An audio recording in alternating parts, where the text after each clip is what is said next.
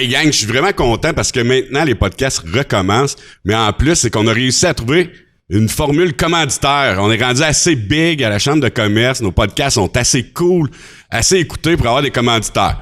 Ou il y a du monde qui ont pitié de nous autres puis ils nous envoient de l'argent pour avoir leur publicité, mais c'est pas grave, on le prend. Puis aujourd'hui, c'est vraiment hot. Notre premier commanditaire de podcast, c'est le Port des Rois. Le Port des Rois, c'est, je dirais, la boucherie de party de la région de la MRC des Sources. Premièrement, ben ça vient de la ferme de Port S-Roi, mais qui s'est associé avec un de ses anciens employés, qui est rendu, comme je vous l'ai dit, un de ses partenaires, qui a la ferme aussi d'agneaux.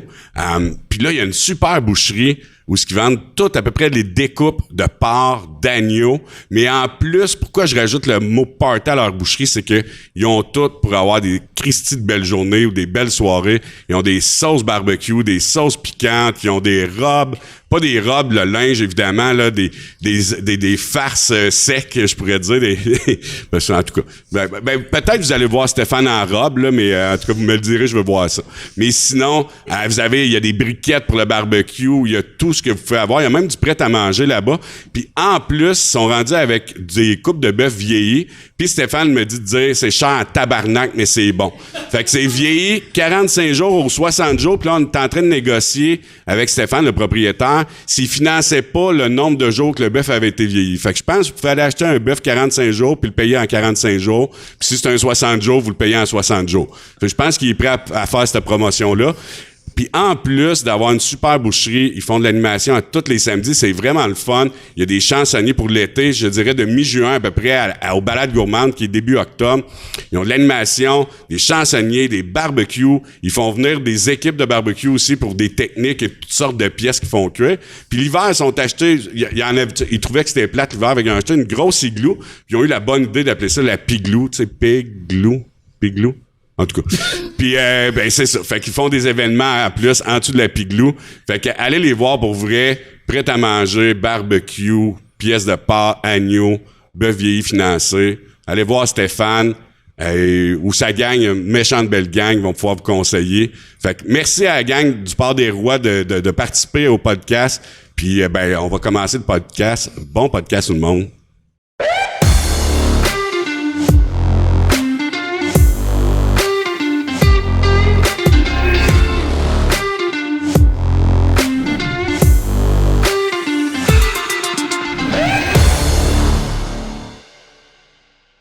Eh bien, bienvenue au podcast Dans la Chambre, une initiative de la Chambre de commerce et d'entrepreneuriat des Sources. Là, on m'a dit qu'il faut que je vous dise, parce que là, il y a des podcasts qui sortent une fois de temps en temps, on va être un petit peu plus rigoureux. Vous allez voir, là, la pandémie est finie, on n'a plus d'excuses de procrastiner sur la production de podcasts. Puis en plus, à cette heure, comme vous avez vu, c'est commandité. Là, on n'a plus le choix, on fait de l'argent, fait que on va falloir qu'on commence à être rigoureux. Mais là, vous voulez pas manquer nos podcasts, fait que là, pas juste aller courir après le lien. Là, vous allez vous abonner sur Apple Podcasts. Vous pouvez vous abonner, vous allez avoir une alerte quand on va sortir un nouveau podcast. Vous avez Google Podcasts, Spotify Podcasts. Puis comme dirait ma serveuse en chef, c'est pas un podcast, c'est un podcast. Pas P-A-S de casque. Est-ce que je l'ai ri? Et YouTube aussi, vous pouvez vous abonner sur les podcasts. Merci à Kim d'appeler ça un pas de casque. Fait qu'on a podcast personne. Ça me fait plaisir de vous présenter deux invités vraiment cool. Une amie, puis quelqu'un que je connais pas vraiment, mais qui a une compagnie vraiment tripante, intrigante, que j'ai hâte d'entendre parler, me culturer, comme j'ai dit. Francis Mercier de Moperk et Julie de l'Essentiel des Travailleurs. Fait que, bienvenue. Merci pour l'invitation. Ça me fait plaisir, pour vrai, j'ai vraiment hâte. Je connais plus ton histoire, mais c'est tellement cute, tellement le fun. Puis je connais pas toute ton histoire, Julie. Presque pas. Ben non. Mais Francis, je la connais pas ton histoire. J'étais allé lire tantôt, là, j'étais allé stalker du Facebook, puis j'étais allé voir. Puis c'est vraiment hot ce qui t'est arrivé, ou comment t'es arrivé, ou ce que tu vas avoir pris le contrôle, l'achat, whatever, de Moperk. Le lead de Moperk. Ouais. Aujourd'hui, l'enregistrement est fait pendant la journée internationale du droit de la femme. Hein? Ça sera pas diffusé, cette journée-là, mais on est aujourd'hui en cette belle journée. Puis ça donne bien, on a une super belle représentante de cette journée-là. Fille d'ancienne mairesse de la ville d'Asbestos autrefois, qui est maintenant Val-des-Sources. Hein, maman était mairesse. Ça a l'air. Puis quand même, qui a fait avancer beaucoup, je pense, la cause de la femme, asbestos. Julie, parle-moi de ton cheminement un petit peu. Comment c'est arrivé à faire l'acquisition? Parce que c'est 2 relèves d'entreprise, by the way, je n'ai pas parlé, mais c'est 2 relèves d'entreprise à faire l'acquisition de l'essentiel des travailleurs. Qu'est-ce qui t'a amené à ça? Ben, je suis déménagée ici en 95. Non, c'est pas vrai. T'es né ici. Oh oui. Tu peux pas m'en passer une, là, je te connais. Oui, je sais. Ben, je suis née ici de parents entrepreneurs, puis j'ai jamais voulu être entrepreneur, puis j'ai trouvé ça plate être fille d'entrepreneur, puis ça me tentait pas d'aller à l'école, tout était plate. Puis finalement, à un moment donné, je me suis dit, bon, ben, coudonc, faut que j'aille à l'école. Toi, t'étais à maternelle quand tu t'es dit ça?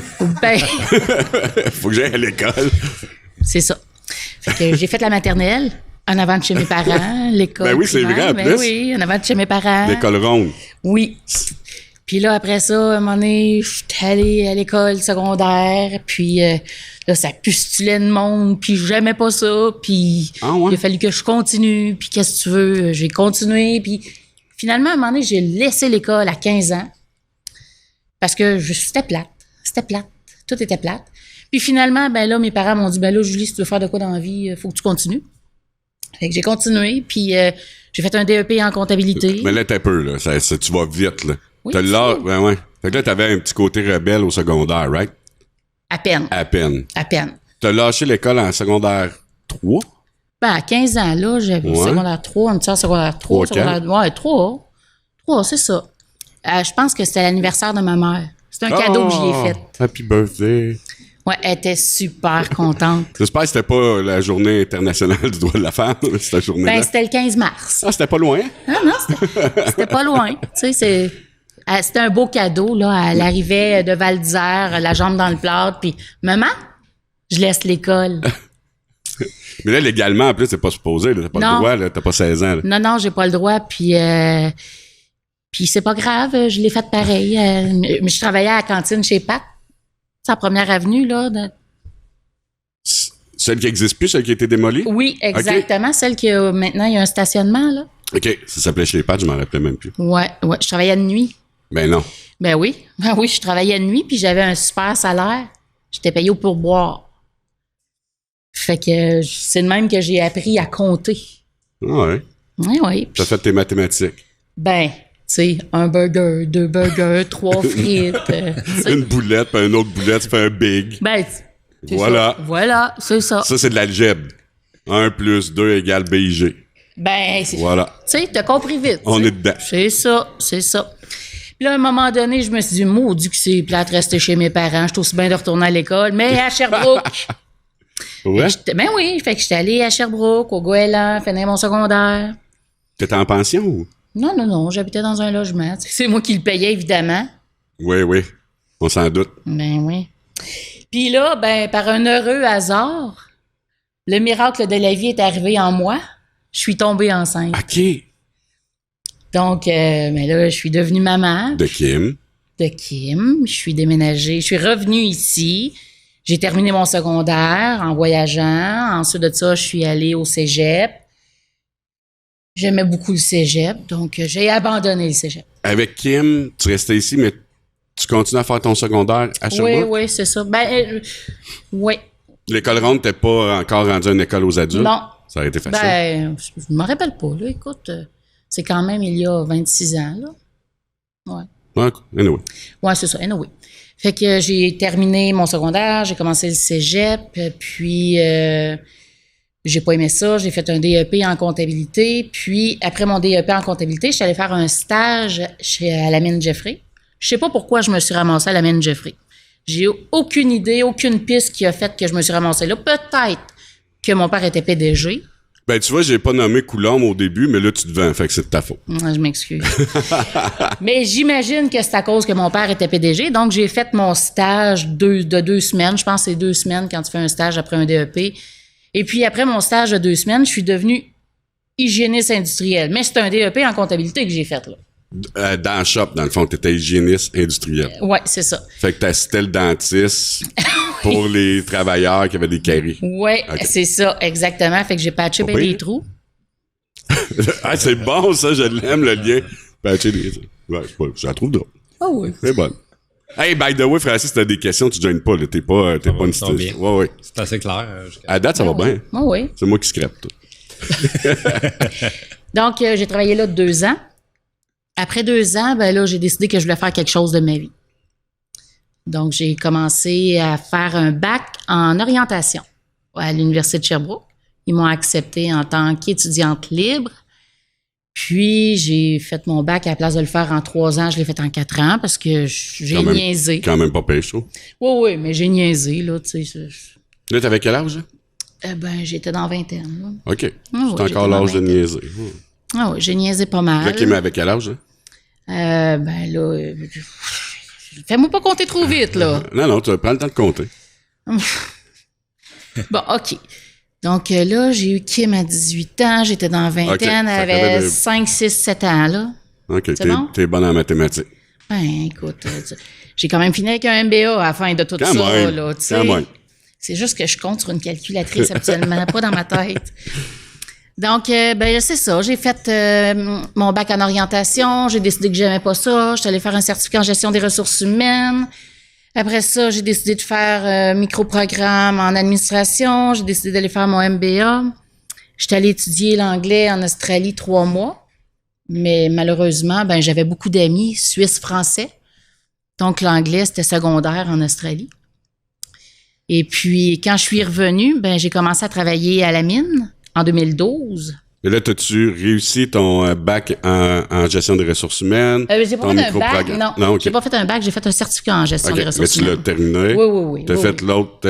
Mon microprogramme en administration, oui. Puis ton MBA? Oui, c'est ça. Quand même? Oui. Tu sais, je voulais... Au départ, là, quand j'ai décidé de commencer l'université, c'était pour faire une maîtrise en psychologie. Mais là, c'est parce qu'il fallait que je m'en aille... Je suis pas là. Non, t'es pas là. Fallait que j'aille faire le doctorat. Là, il fallait pas que je reste à l'université aussi longtemps que ça. Ça me tentait pas.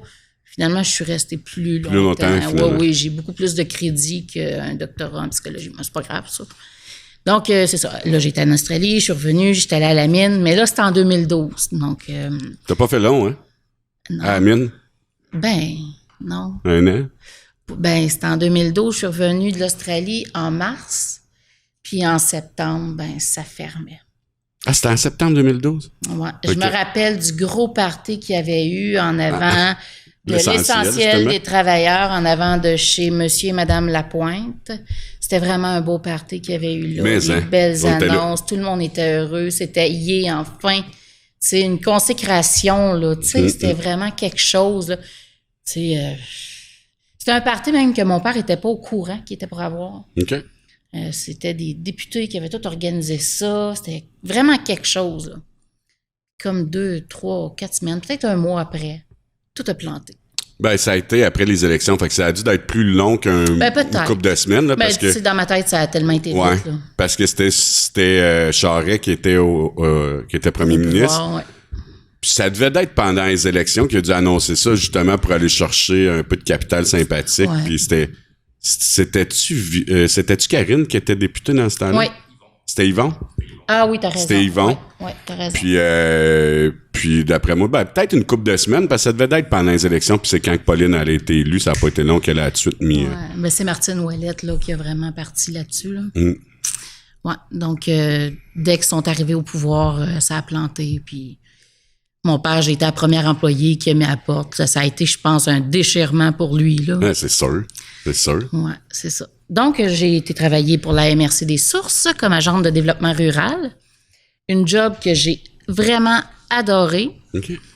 J'aimais pas le boss que j'avais, mais j'ai adoré ça. C'était qui ton boss? C'était Rachid. Rachid. Vous pouvez aller le voir maintenant à Victo, au Chichetaouk. Au Chichetaouk, oui. Il paraît que c'est excellent. Mais qu'est-ce que tu veux? Non, c'est comme ça. Mais c'est pas grave, là. Il est pas mort, mais chez Chichetaouk, by the way. Non, c'était une joke. C'est pas parce que t'entends pas bien quelqu'un que son resto est pas bon. Non, mais non, c'est bien correct, là, tu sais. Juste le dire. Non, c'est ça. Puis au bout d'1 an, finalement, on a mis fin à mon emploi d'un commun accord, là. Okay. Je suis partie, puis là, j'ai eu un petit accident de parcours. Je suis devenue malade. Donc, en étant malade, je pouvais pas travailler parce que là, j'avais de la misère à me déplacer. Là. J'ai eu la sclérose en plaques, ma première poussée. Après ça, ben là, quand je suis redevenue correcte, j'ai fait de la recherche d'emploi, mais là, j'étais à Québec. Mais à Québec, là, tu sais, c'est un gros village. Donc, il faut que tu connaisses les gens. Si tu connais pas personne, c'est très, très difficile d'avoir un emploi. Okay. Puis, tu sais, vous vous rappelez, en Australie, là, mes amis étaient plus français qu'anglais, hein? Fait que, il aurait fallu que je parle anglais aussi. Je parlais pas anglais. J'aurais eu la possibilité d'avoir un poste à Québec, mais c'était dans les faillites, puis ça me tentait pas. Moi, ce que je veux, c'est créer du bonheur, pas créer de la peine, de la tristesse. Donc, j'ai décidé que je voulais pas continuer là-dedans. Puis, ensuite de ça, je me suis inscrite au bac en kinésiologie. C'est un moment de... Non, mais c'est vrai. On peut pas dire que tu étais à la recherche de toi-même. Non, pas du tout. Non, mais tu sais, j'ai été chercher mon certificat d'entraîneur chez Énergie Cardio. Je l'ai obtenu. Tout allait bien. J'étais vraiment en forme, là, tu sais. Puis là, je commençais mon bac en kinésiologie, mais juste avant, j'avais donné mon nom chez KBS. Ouais. Et puis, j'ai commencé à travailler là. Puis là, j'ai travaillé là 2 ans, mais un autre accident de parcours. Ben, c'est pas un accident, c'est une certaine maladie est apparue. Le cancer. Je suis partie 2 ans. Quand je suis revenue du cancer, j'ai fait « Rien, c'est donc bien plate de travailler pour le monde. J'ai donc bien hâte de travailler pour moi. » J'ai tout le temps trouvé que les choses avançaient pas assez vite. Puis je suis une personne d'action, qu'il faut que ça avance. Puis tu sais, j'aime ça travailler avec les gens. Puis fait que là, je savais que Mme Lapointe, elle voulait vendre. Je savais qu'elle avait hâte de vendre. Puis, tu sais, je savais que c'était une gang de gars qui allaient là. Moi, j'aime ça travailler avec mes gars. J'aime les gars, j'aime pas les filles. Je trouve ça plate de travailler. Je m'excuse, Reb. Je m'excuse, Émilie. Tu sais, non, mais... Puis ton staff qui sont des filles aussi. Ouais, mais c'est... Ils l'écouteront pas. Ben, ils l'écouteront, ça me dérange pas, ils savent. Non, mais oui. Ils savent, tu sais. C'est pas méchant, là. C'est beaucoup plus facile pour moi de transiger avec des gars que de transiger avec des filles, tu sais. Fait que, pour moi, c'était comme la place, c'était déjà monté, c'était déjà monté. Pas à ma façon ou à moi, mais tu sais, il y avait une clientèle. Fait que pour moi, là, je me suis dit, ben, tu sais, c'est mon opportunité. Fait que ta question d'il y a 20 minutes, là, c'est ça. C'est ça. Mais tu sais, puis le milieu, tu sais, Val-des-Sources, c'est quand même assez petit là, pour lancer en entreprise qui est très locale. Là. Ben, en tout cas, en grande partie locale. Je sais pas si t'as de la clientèle à Sherbrooke, Victo et autres, mais ça prenait quand même... Tu prévoyais-tu, tu sais, Alliance Magnésium, tu prévoyais-tu, ou t'as dit comme, je vais y aller avec ce que les autres ils font, puis j'essaierai de développer ensuite? Tu sais, moi, à la base, là... quand je rentrais là, j'informatisais tout en partant, parce qu'il n'y avait rien d'informatisé. J'informatisais tout, puis ensuite de ça, ce que je voulais faire, c'était de la représentation. Puis je voulais aussi faire de la vente en ligne. J'ai pas été aussi vite que je voulais. J'ai pas eu le temps encore d'aller faire de la représentation. Oubliez Alliance Magnésium, les acheteurs qui sont là sont encore avec leurs anciens fournisseurs. Ils viennent pas chez nous. Malheureusement, j'aimerais beaucoup qu'ils viennent chez nous, mais malheureusement, ils sont très... puis c'est correct, tu sais, j'imagine qu'ils sont habitués avec leurs propres fournisseurs, là. Mais les autres, par exemple, entreprises, ils sont très pris dans leur achat local, puis ils viennent chez nous. Puis je suis bien contente, j'ai des nouveaux clients qui viennent, tu sais, de Montréal, de Saint-Hubert, de Sherbrooke. Je suis super contente, juste parce qu'ils ont entendu parler de mon service, tu sais, ils aiment beaucoup mon service. Puis ça prenait du guts, là, je veux dire, une ville de 6-7 000 habitants, je veux dire, quand l'essentiel des travailleurs, dans ces belles années, c'était Magnolia et tout ça, puis la mine, puis là, la mine étant fermée, Alliance, c'est pas encore officiellement ouvert à... Ça prenait du guts, là, d'aller chercher... Ouais, mais tu sais, je pense que j'ai quand même des gènes...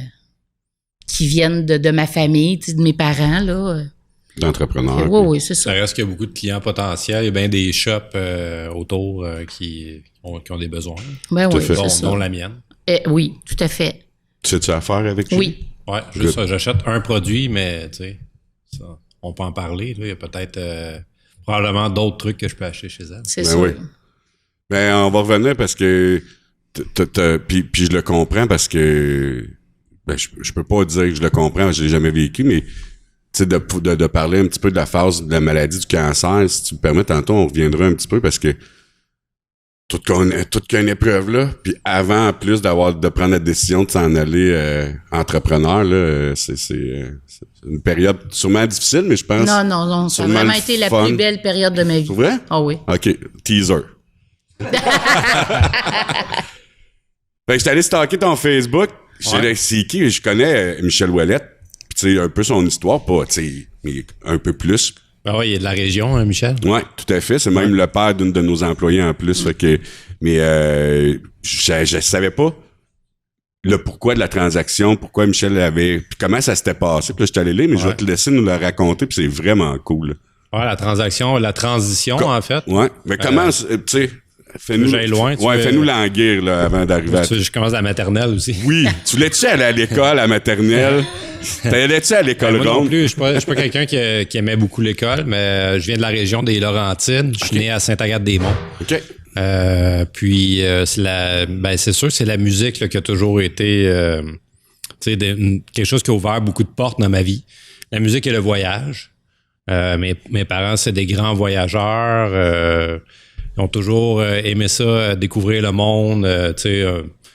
C'était des travailleurs, maintenant, ils sont à la retraite. Ils ont des travailleurs qui avaient des jobs normaux, là, une infirmière puis un peintre en bâtiment. OK. Mais surtout, du côté de ma mère, beaucoup d'envie de voyager. Donc, très jeune, j'étais allé à Cuba, ça fait... je pensais à ça dernièrement, j'étais allé à Cuba, ça fait... c'est en 95, fait que ça... T'es né en quelle année? Je suis né en 85. Okay, j'avais 9 ou 10 ans, ouais. Fait que là, j'en ai 36. Là, j'étais allé à Cuba, là, 20 quelques années, tu sais. Là, j'étais là, ouais, ça passe vite, hein. Puis, justement, quand je suis allé à Cuba, ben, j'ai remarqué les percussions, c'est quelque chose qui m'attirait. Déjà, on jouait de la musique à la maison. Mon frère était batteur. Je dis était parce qu'il est décédé. Oh, sympathique. Merci. Moi, je prenais des cours de piano.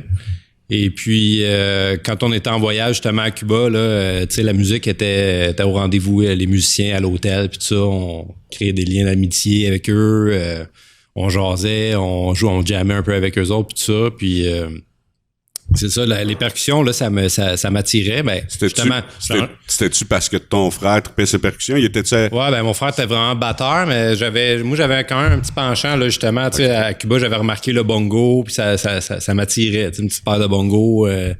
J'avais vu ça, puis je disais à mes parents, c'est ça, tu sais, achetez-moi ça, puis finalement, ils m'avaient acheté un petit conga de touriste que j'ai encore dans mon bureau. Mais tout de même, tu sais, c'était... c'était le premier. Ouais. Mais mon questionnement, puis j'espère que ça te gênera pas, ça te fâchera pas, mais ton frère, étais-tu avec vous autres qui était décédé quand t'es allé la première fois à 10 ans? Il est décédé en novembre 2019. Fait que c'est tout récent, là. Ouais, c'est ça. OK. Ouais. Fait que oui, on était ensemble, toute la famille, à ce moment-là. Fait que c'est sûr que ça devait... C'était ton grand frère, ton petit frère? Ouais, mon grand frère. En tout cas, j'ai l'impression que t'admires toujours ton grand frère, là. Je vois mes enfants, même s'ils se le disent jamais... Tu vois le plus jeune répéter ce que le plus vieux fait ou dit. Fait que j'imagine les percussions, c'est sûr que ça devait te tenter en plus un peu. Là, son frère, il est mort de la même manière que le mien. Oh, OK. Parfait. Ouais. Il s'est enlevé la vie, en fait, récemment. Puis c'est ça, ben oui, effectivement, tu sais, mon frère jouait du drum, fait que c'est sûr que moi, le beat, j'ai appris ça assez jeune, là, parce que les cours de piano, ça se passait plus ou moins. J'avais un professeur qui était un peu so-so, puis c'est ça, tu m'as pas nécessairement donné le goût la flamme, ouais. Les percussions, par contre, c'est toujours resté après ça. Tu sais, au secondaire, moi, j'avais plus un penchant vers les percussions, là, tu sais. Puis t'es comme tout le monde, t'as fini avec un esti de saxophone. Non, une guitare. T'es chanceux, t'étais des chanceux. Là, il y en avait un qui faisait les percussions, nous autres. Les autres, c'était du saxophone. Sinon, tu tombais avec la flûte à bec ou la clarinette, Chris, fait que tu prenais le saxophone. C'était le plus viril des instruments après la batterie. La popularité de la guitare, c'est sûr que c'est un des instruments les plus populaires. Mais nous autres, on avait même tous les jeunes veulent jouer de la guitare. Tu écoutes du Nirvana, tu veux jouer de la guitare, c'est normal. Non, c'est pas le même Nirvana, c'était le même.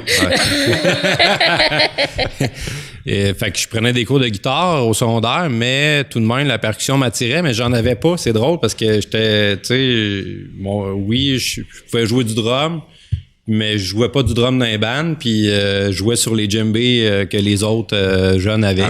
Ouais. Jusqu'à après ça, ben on a passé toute la famille, on est parti en voiture de Sainte-Agathe-des-Monts on est descendu jusqu'en Amérique centrale. On est en voiture. Toute la famille? Ouais, les 4. Wow. Là, t'as quel âge? À ce temps-là? À ce temps-là, j'ai 13 ans. Wow. 13-14 ans. Fait que ça c'est pour ça que je dis la musique puis le voyage, là, ça m'a ouvert beaucoup de portes. C'est clair. Ouais. Fait que 1 an au Mexique, on est parti. J'ai terminé mon secondaire 1. Je suis parti pendant 1 an. Là, on a arrangé ça. J'ai amené des livres d'école. Un peu l'école à la maison, mais en voyage. Là, tu parles espagnol. Ouais, c'est ça qui m'a amené l'espagnol, puis l'ouverture sur les cultures. Pourtant, lui aussi était avec du monde qui parlait français, sa famille, mais il a quand même appris l'espagnol. Ouais, ben, il est meilleur que moi. Mais c'était une immersion Mais moi, c'était 3 mois. Ah, OK. Lui, c'était 1 an. Ouais, c'était une immersion complète. Je suis rentré, j'ai fait quelques mois de secondaire au Mexique.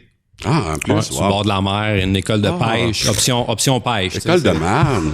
C'est plat. Je suis déçu pour tes lui. parents t'ont imposé ça. Pauvre moi. Mais j'espère qu'ils vont l'écouter. Ils vont se sentir mal, mais qu'ils entendent ça. Fait que c'était le paradis. Puis là aussi, les percussions étaient au rendez-vous, la musique. J'en jouais un peu, puis tout ça. Puis mon frère il avait son local, il jouait du drum. T'étais-tu obligé de te mettre des souliers dans les pieds? Ben oui, parce qu'au Mexique, ils sont très uniformes. Fait que, ah ouais, OK. Ouais, fait que c'était pantalon long, chandail d'un culotte, même les cours d'éduc avec pantalon long. Plus 38. Il manquait juste le masque. Ouais.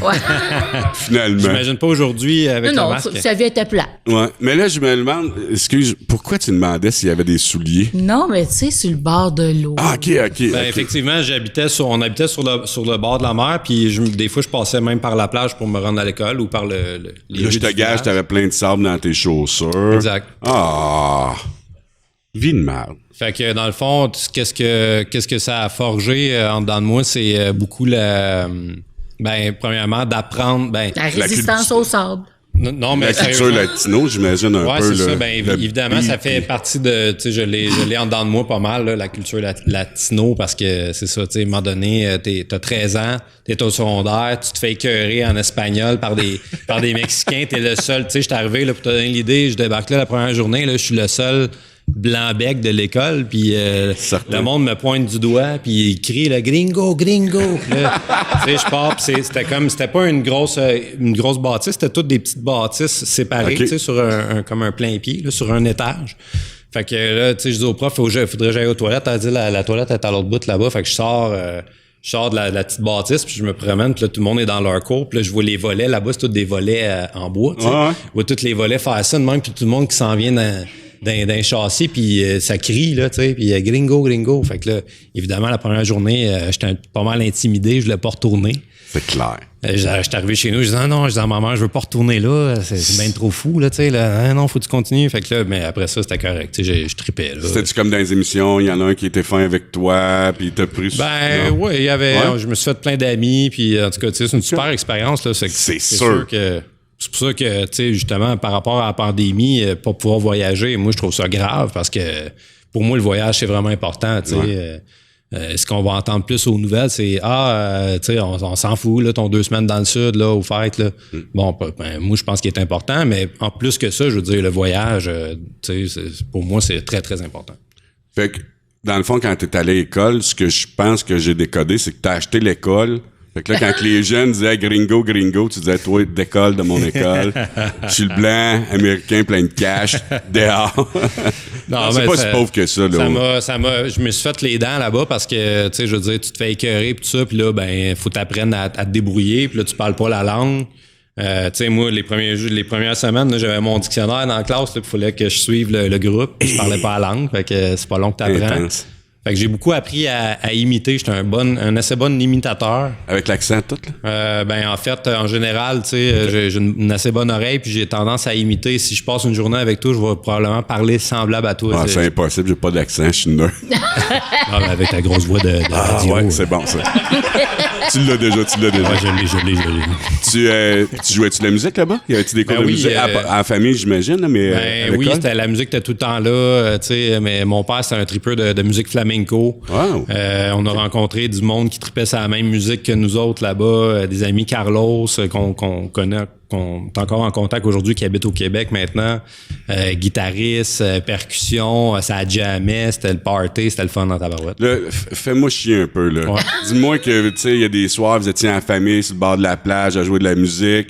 Avec le petit feu, là. Faisiez-vous ça? Oui, à pleine lune. De monde au fond. À chaque pleine lune, c'était le feu sur le bord de la mer. Fait qu'il y avait, tu sais, c'était un village de pas mal de tripeurs, là, entre Cancun et Playa del Carmen. Ah, OK. T'étais. Ouais. Des tripeurs qui se ramassent, des hippies qui se ramassent sur le bord de la mer à jouer du djembé à pleine lune, là, avec des guitares pis tout ça. Wow. C'était le fun. Fait que là, à un moment donné, t'es revenu de là, ce paradis-là? Un an plus tard, je suis revenu à Sainte-Agathe, puis... Il faisait fret, hein? Ouais. Mais en fait, c'est en été. Fait qu'on on est parti en été, on est revenu en été. Longue histoire courte, c'est ça. Après ça, vient Cuba, à un moment donné, parce que là, on s'en vient vers, tranquillement, pourquoi je suis ici aujourd'hui. Ouais. Non, mais... je sais pas, on a combien de temps? Moi, je peux On a tout le temps du monde. OK, bon. Ils veulent pas couper, par exemple. J'ai des batteries. Ouais, c'est ça. Au pire, on va faire comme... Peut-être un petit peu. Puis il va changer la batterie, puis on va revenir. Okay. On va réapparaître. C'est bon. Ben, c'est ça, tranquillement. Le voyage, encore une fois, là, ce qui m'amène vers les percussions encore plus, c'est les voyages à Cuba. Donc, tu sais, j'ai pas de formation académique, musicale, ni entrepreneuriale, rien de ça. Après le secondaire, moi, j'ai fait un DEP de peinture en bâtiment. Fait que je peinturais des maisons avec mon père. C'était vraiment... Danick, c'est-tu ton frère? Parce que mon associé, son père est entrepreneur, peintre en bâtiment, puis Dan, il a fait ça. OK. Mais non, nous autres, on avait une petite binerie, là. On était juste moi et mon père. Mon frère aussi nous donnait un coup de main. On peinturait des maisons, des chalets, tout ça sur le bord des lacs dans les Laurentides. C'est ça qui finançait, en fait, mes voyages et mes achats de gear, d'instruments de musique. Là, t'étais rendu à la percussion, là. Ouais, là, dans le fond... Plutôt guitare, plus non, c'est ça. Ben, quand je suis allé à Cuba la première fois, je jouais déjà... J'avais commencé à faire... j'ai un parcours assez, je veux dire, atypique, là. Je faisais déjà de la percussion dans la musique flamenco. OK. Moi, j'habitais à Sainte-Agathe, mais je m'étais fait... La capitale du flamenco au Québec. Ben oui, c'est ça. C'est ça. Déjà, mon père, dans le temps, quand il est arrivé à Sainte-Agathe-des-Monts, là, 35 ans, lui, il tripait sur le flamenco. C'était pas mal seul. Il jouait de la guitare flamenco, puis il n'y en avait pas d'autres à Sainte-Agathe, évidemment. Puis il n'y en a pas eu d'autres après non plus. Non. C'est le seul, c'est le pionnier, le dernier. Ouais. Puis c'est ça, tu sais, fait que l'ouverture vers les musiques du monde, c'est sûr que ça vient de là. Où est-ce que je voulais en venir? Ouais, c'est ça, je jouais déjà de la percussion. Je m'étais fait des contacts dans le monde du flamenco à Montréal. Caroline Planté, c'est des, qui roule encore, c'est des, dans les gens qui roulent le plus. Des références dans ce type de musique. Ouais, dans le flamenco à Montréal, du super guitariste flamenco. Je l'ai connu, j'avais 16 ans. Puis, je fais commencer à faire des contacts dans le monde de la musique à Montréal, grâce à elle. Puis là, elle, justement, elle me disait, on accompagne une école de danse flamenco pour leur spectacle de fin d'année. Ce serait cool que tu viennes jouer de la percussion. Fait que c'est par là que j'ai connu un super prof de musique, de percussion et de musique à Montréal. Puis quand je suis allé faire mon DEP à Montréal, de peinture en bâtiment, à l'école de construction de Montréal, j'ai habité pendant plusieurs mois avec un de ces gars-là qui était dans ce milieu-là de la percussion, qui s'appelle Bob Benson, qui habite à Québec aujourd'hui. J'ai beaucoup appris avec lui, tu sais. Fait que c'est ça, tu sais, j'avais déjà comme de l'expérience dans percussion que j'ai appris sur le tas, on pourrait dire.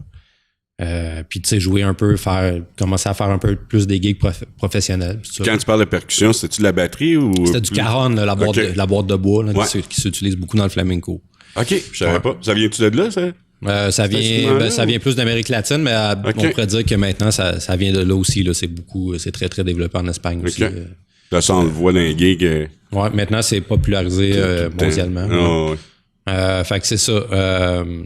On est rendu où? On est rendu à Cuba. Là. Cuba, ça a été vraiment le point culminant, dans le fond, qui a amené vraiment plus vers les percussions là, que Moperk fabrique aujourd'hui, justement. Ouais. Fait que c'est pas un hasard. Tu sais, moi et mon frère, on s'est intéressés aux percussions afro-cubaines. On s'est dit, crime, ce serait le fun, on devrait aller à Cuba, voir qu'est-ce qui se passe là-bas, essayer de prendre des cours, tu sais. Fait qu'on est débarqué, on s'est acheté un billet d'avion, on est débarqué nowhere, moi et mon frère. Pas d'hôtel, rien. Deux petits blancs-becs qui débarquent à La Havane. Et là, t'avais plus 16 ans, là. J'avais 18 ans. 19 ans, ouais. On est débarqué à La Havane, puis c'était vraiment là, un coup de poing dans le front, là, la percussion là, intense, vraiment. Il n'y avait pas de plan, là. T'es arrivé là, on est arrivé là, sur le fly dans la rue, des gars, tu sais, là-bas, c'est pas long, là, tu te fais courir après. Fait que nous, ben, tu sais, qu'est-ce que vous cherchez? Ben, nous, on cherche des percussionnistes. On les a emmenés dans le quartier là-bas, où que les gars, ils jouent de la rumba, puis ça a pas été long qu'on prenait des cours. Moi, je prenais des cours de conga de mon bar, mon frère prenait des cours plus timbales, drum de son bar, puis après, à la fin de la semaine, on mettait ça ensemble, puis on appliquait les styles de musique. Mais vous êtes arrivé là avec des sous, là? Ouais. Ben ouais. Les sous qu'on avait gagnés à peinturer des maisons. Okay. Je l'ai dit tantôt. Oh, ouais. Tu suis un peu. Ben oui, mais t'aurais pu le dépenser ou le fumer, je ne sais pas encore. Un peu de tout ça, mais finalement... il en restait. Il en restait toujours un peu pour aller à Cuba, mais c'était des beaux trips quand même, puis après ça, ben, je suis retourné. Combien de temps cette immersion-là, disons? Cette première fois-là à Cuba, c'était 5 semaines. 5 semaines. On est allé dans le temps des fêtes, là. On a passé les fêtes là. Mes parents sont venus nous rejoindre là-bas.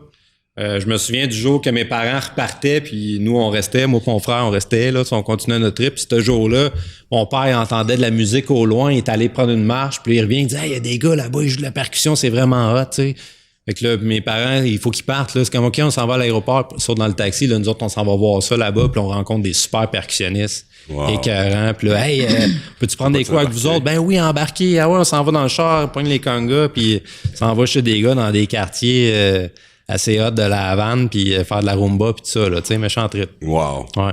Hébergé où? Je suis un des percussionnistes. Ben là-bas, c'est beaucoup chambre chez l'habitant, là. Okay. Fait que ce sont chez du monde qui louait des chambres pour les touristes. Okay. Moi, je m'étais loué une paire de congas, puis je pratiquais mes congas à la maison, tout ça. Quand je suis revenu de ce voyage-là, ben là, je voulais quand même pousser la note un petit peu. On avait rencontré des profs sur le fly, mais là, je voulais faire ça un petit peu plus de façon sérieuse. Fait que là, je m'étais dit, crème, ça serait le fun de rencontrer trouver des vrais bons profs. Fait que là, il y avait une grosse orchestre qui venait à Montréal, puis j'ai acheté des billets pour aller les voir jouer au Métropolis à Montréal. Mais mon idée, c'était vraiment je vais essayer de faire je vais faire ma groupie, puis fait que c'est ça que j'ai fait ma groupie, je suis arrivé super de bonne heure, là, au soundcheck même. Puis là, je rôdais, je faisais ma groupie, je me promenais autour du Métropolis à Montréal, puis j'essayais de voir s'il y avait pas un musicien qui sortait, puis hey, je voulais poser des questions, puis tout ça. Wow. Très curieux, fait que là, c'est ça qui est arrivé, je me suis fait d'autres contacts, je suis retourné à Cuba. Attends, tu passeras pas ça vite de même, là. Là, c'est quoi, il y a un musicien qui est sorti, à un moment donné, après leur soundcheck, en arrière du Métropolis, il y a un gros bouncer qui était à la porte, là. Ouais. J'étais comme, je peux-tu rentrer? Je fais partie du staff, comment? Je suis comme, là, il est comme, non, tu sais, niaise pas, là. Là, j'attends, tu sais, à un moment donné, en arrière, proche. Dans la ruelle. Ouais, dans la ruelle, en arrière du Métropolis. À un moment donné, la bande finit par sortir gang de Cubains, ça sort, tu sais, puis là, je sais, les Cubains. Tu parles espagnol en plus? Oui, je parle espagnol cubanisé, parce que je suis déjà à la Cuba, fait que. Là, les gars, ils marchent sur le trottoir, moi je leur cours après. Là, c'est qui joue des congas ici? Là? Hey, les gars sont comme, qu'est-ce que tu veux, toi? On n'a jamais eu de groupie au Québec. Je me suis fait des super contacts là parce que là, les gars, tu sais, les Cubains, comment est-ce qu'ils sont sont chaleureux. Ils niaisent pas avec la POC, ça se passe. C'est pas mal sur le moment, là. Fait que, c'est quoi tu veux? Ben, moi, j'étais allé à Cuba, là, je veux retourner bientôt, je veux prendre des cours. Il n'y a pas de trouble, regarde, tu viendras chez nous, là, tu vas prendre des cours chez nous, là. Regarde, viens me voir après le show, là, on va en parler. Fait que. Puis c'était quoi? C'était comme des gens vraiment reconnus à Cuba? C'était un orchestre qui s'appelle Afro-Cuban All-Star. Le band leader d'Afro-Cuban All-Star. À moins qu'il soit du marketing, ça en dit long, là. Il doit être pas pire. Le band leader, c'est lui, c'est un des fondateurs principaux du Buena Vista Social Club. Fait que, c'est ça qui a amené qui a popularisé la musique cubaine à nouveau, si on peut dire, autour des années 2000, là, tu sais. OK. Puis là, lui, il t'a dit, tu viendras me voir, je te prends Lui, il me dit, regarde, viens voir après le show, là, on va en jaser. Fait qu'après le show, je m'en vais en avant du stage, puis là, à un moment donné, il sort, puis hey, salut, là, il m'amène backstage, là, je me ramasse backstage avec tous les gars, là, et comment, c'est quoi tu veux? Je vais retourner à la vanne prendre des cours. Il dit, il n'y a pas de trouble, gars, moi, je vais te faire un programme, tu vas habiter chez nous, on va te donner des cours 5 jours par semaine. J'ai dit, OK, yes, sir. Combien de maisons t'as fallu que tu peintures pour y retourner? Quelques-unes. Oui, mais dès Laurentides, c'est des grosses maisons. Ça allait bien, ça allait bien. Non, mais c'est ça, il n'a pas dû faire ça gratis non plus, là. Non, mais c'était bien, tu sais, je veux dire, lui, il me faisait une espèce de package deal. Prenait soin de toi. Ouais, tu sais, puis rendu là, on a dealé ça sur place, là, c'était comme... moi, j'étais embarqué à la vanne, je suis retourné dormir 2 nuits où est-ce que la place que je connaissais déjà. Puis là, j'ai pris un taxi, lui, il habitait dans un quartier assez éloigné de la vanne, assez rough, là, tu sais, qu'on pourrait dire. OK. Puis là, il est comme, ouais, pas trop, viens-t'en, amène tes affaires, on va arranger ça. Moi, je te donne des cours à tous les jours. Fait que c'était vraiment, là, c'était intensif, tu sais. Longue histoire courte, quand je reviens de ce voyage-là, ben là, je voulais m'équiper, tu sais, parce que à un moment donné, j'avais des petits congas so-so que j'avais achetés, puis là, je voulais m'équiper en vrai. Fait que là, je débarque dans les magasins de musique à Montréal. À cette époque-là, Moper qui était dans les magasins de musique. Fait que j'avais déjà remarqué les congas Moper. Tu sais, je voyais que c'était la qualité, ça avait l'air hot, tu sais. Fait que je suis retourné voir au magasin, puis là, le gars du magasin, il me dit, je voyais sur le logo que c'est écrit Made in Canada, fabriqué au Canada. Fait que je dis au gars, ouais, c'est fait au Canada. Il dit, ouais, c'est fait au Québec, ça. Je dis, ah ouais. Il dit, ben ouais, tu devrais aller voir leur site web, là. Fait que je dis, OK, ben, j'en ai pas acheté. Je suis retourné chez nous. En passant, j'ai un feedback sur ton site web. Ouais. Il est juste en anglais. Ouais. Ouais, continue. On en parlera plus tard. OK. À ce moment-là, il y avait une version du site web français. En français. Ben ouais, fait que... Tu vois, peut-être que t'aurais pas eu ton aventure si tu l'avais eu en français. Ben, je me débrouillais pas pire avec les langues si t'as suivi. Là. Non, t'as juste parlé de l'espagnol. C'est beaucoup d'informations. Hein. Je peux parler plus tranquillement. Si tu veux. Non, plus vite. Okay. On va en savoir plus. Ben, écoute, je suis allé sur le site web, puis là, j'ai vu le numéro de téléphone, qui est aujourd'hui mon numéro de cellulaire. Drôle d'histoire. 828 quelque chose. 828-3482, numéro de Moper. Ouais. Fait que j'ai de l'air intelligent, magie, hein. Toi, tu sais pas pourquoi je sais ça que c'était 828 Saint-Adrien. Ah ouais. Dans ce coin-là, Wharton, puis tout. Pas chier. Vas-y, continue. Fait que j'appelle à Saint-Adrien. Dans ce temps-là, Saint-Adrien, dans ce coin-ci, c'était pas encore exploré. Là, c'était pas, Christophe Colomb était pas venu. Ça. Non, mais ça s'appelait pas Saint-Adrien dans ce temps-là, ça s'appelait Sainte-Graine. Ça, t'essayeras de trouver comme 828, t'essayeras de trouver pourquoi. Ben, je les connais pas mal. Tabarnak, il y a même trop de culture de la MRC. Là. Écoute, moi, j'ai des amis d'un rang en arrière. Fait que j'appelle à Saint-Adrien, chez Michel Ouellette. Je dis, ouais, j'aimerais ça acheter des congas, j'ai vu ça, j'étais allé au magasin à Montréal, puis il me dit, ouais, t'étais dans les magasins, je peux pas trop bypasser les magasins, tu sais. Écoute, tu sais, t'es peut-être mieux de retourner là-bas, tu sais, ils en ont à vendre, là. J'ai dit, ouais, mais moi, je viens de revenir de Cuba, tu sais. J'ai étudié avec un tel, l'Afro-Cuban All-Star, pis ci, pis ça, pis tu sais, je suis sérieux dans ma démarche. Fait que là, finalement, Michel dit, ah ouais, tu viendras faire un tour, tu sais. Moi, je suis prêt à sauter dans mon pick-up, on va venir te visiter. Bien. Fait que pas longtemps après, je sautais dans mon pick-up.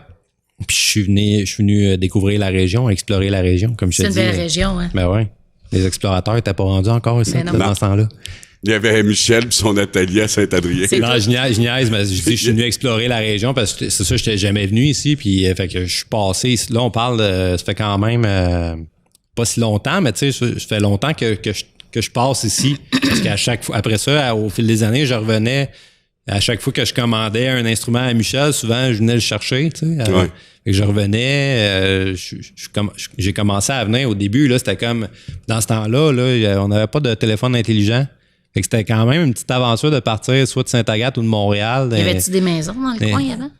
Des maisons, s'il y avait des maisons. C'était pas développé, c'était pas de téléphone intelligent. Non, mais je veux dire, tu sais, t'avais pas Internet sur ton téléphone. Là, à Raides, c'était joke poche, il n'y avait pas de maison, c'était pas développé. Non, je pense que, tu sais, Asbestos et la région, et Val-des-Sources était déjà. Non, mais on a déménagé depuis le temps. Ouais. De Asbestos à Val. Et nous, continue. De Asbestos à Val-des-Sources. Ben oui. C'est loin.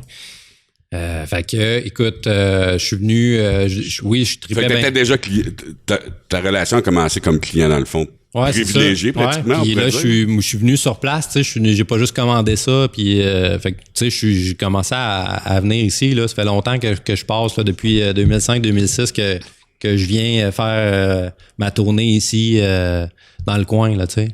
Puis Mopark, t'avais vu ça à Montréal uniquement, là, t'avais pas vu ça à Cuba encore? Non, à Cuba, tu sais, c'était, je veux dire, limité, là, c'était vraiment, on parle d'une niche, là, fait que à Montréal, puis ailleurs dans le monde, ça, tu sais, Michel était déjà quand même reconnu, là, pas mal.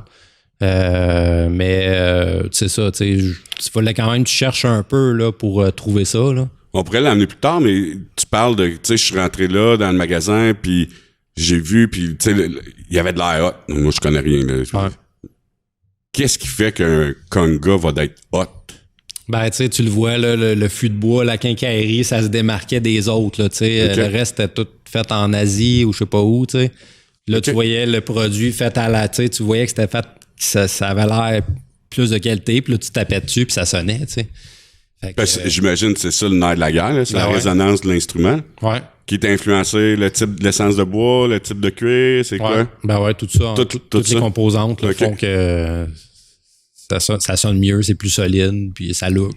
OK. Fait que c'est sûr que le look m'a attiré. J'ai fait comment, tu sais, dans le magasin, il y en avait, je sais pas, 4-5 choix. Puis là, Mopark, c'était wow, tu sais, ça se démarquait. Là, tu as dit 2005-2006 que tu as commencé à acheter les instruments ici. Ouais.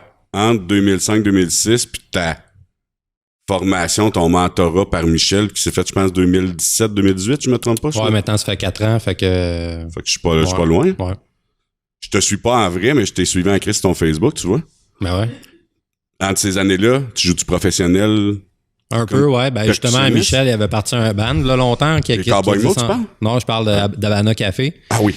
Qui existe encore, qui d'ailleurs, Habana Café, ça s'en vient, là, à Saint-Adrien, il y a un show bientôt, là. À Meunerie ou au Beam? Ah ouais, OK. Fait que là, ça. Joues-tu encore? Moi, je joue plus avec eux, mais je connais j'ai joué pendant des années dans ce band-là, c'est cool. Je connais les musiciens, ça fait longtemps qu'on s'est pas vu. Fait que là, je pense que ça va être un proper party à Saint-Adrien. Tu vas sûrement jouer un peu avec eux. Il y a des bonnes chances. J'espère. Tu leur prêtes-tu les congas pis tout? Ils ont déjà tout?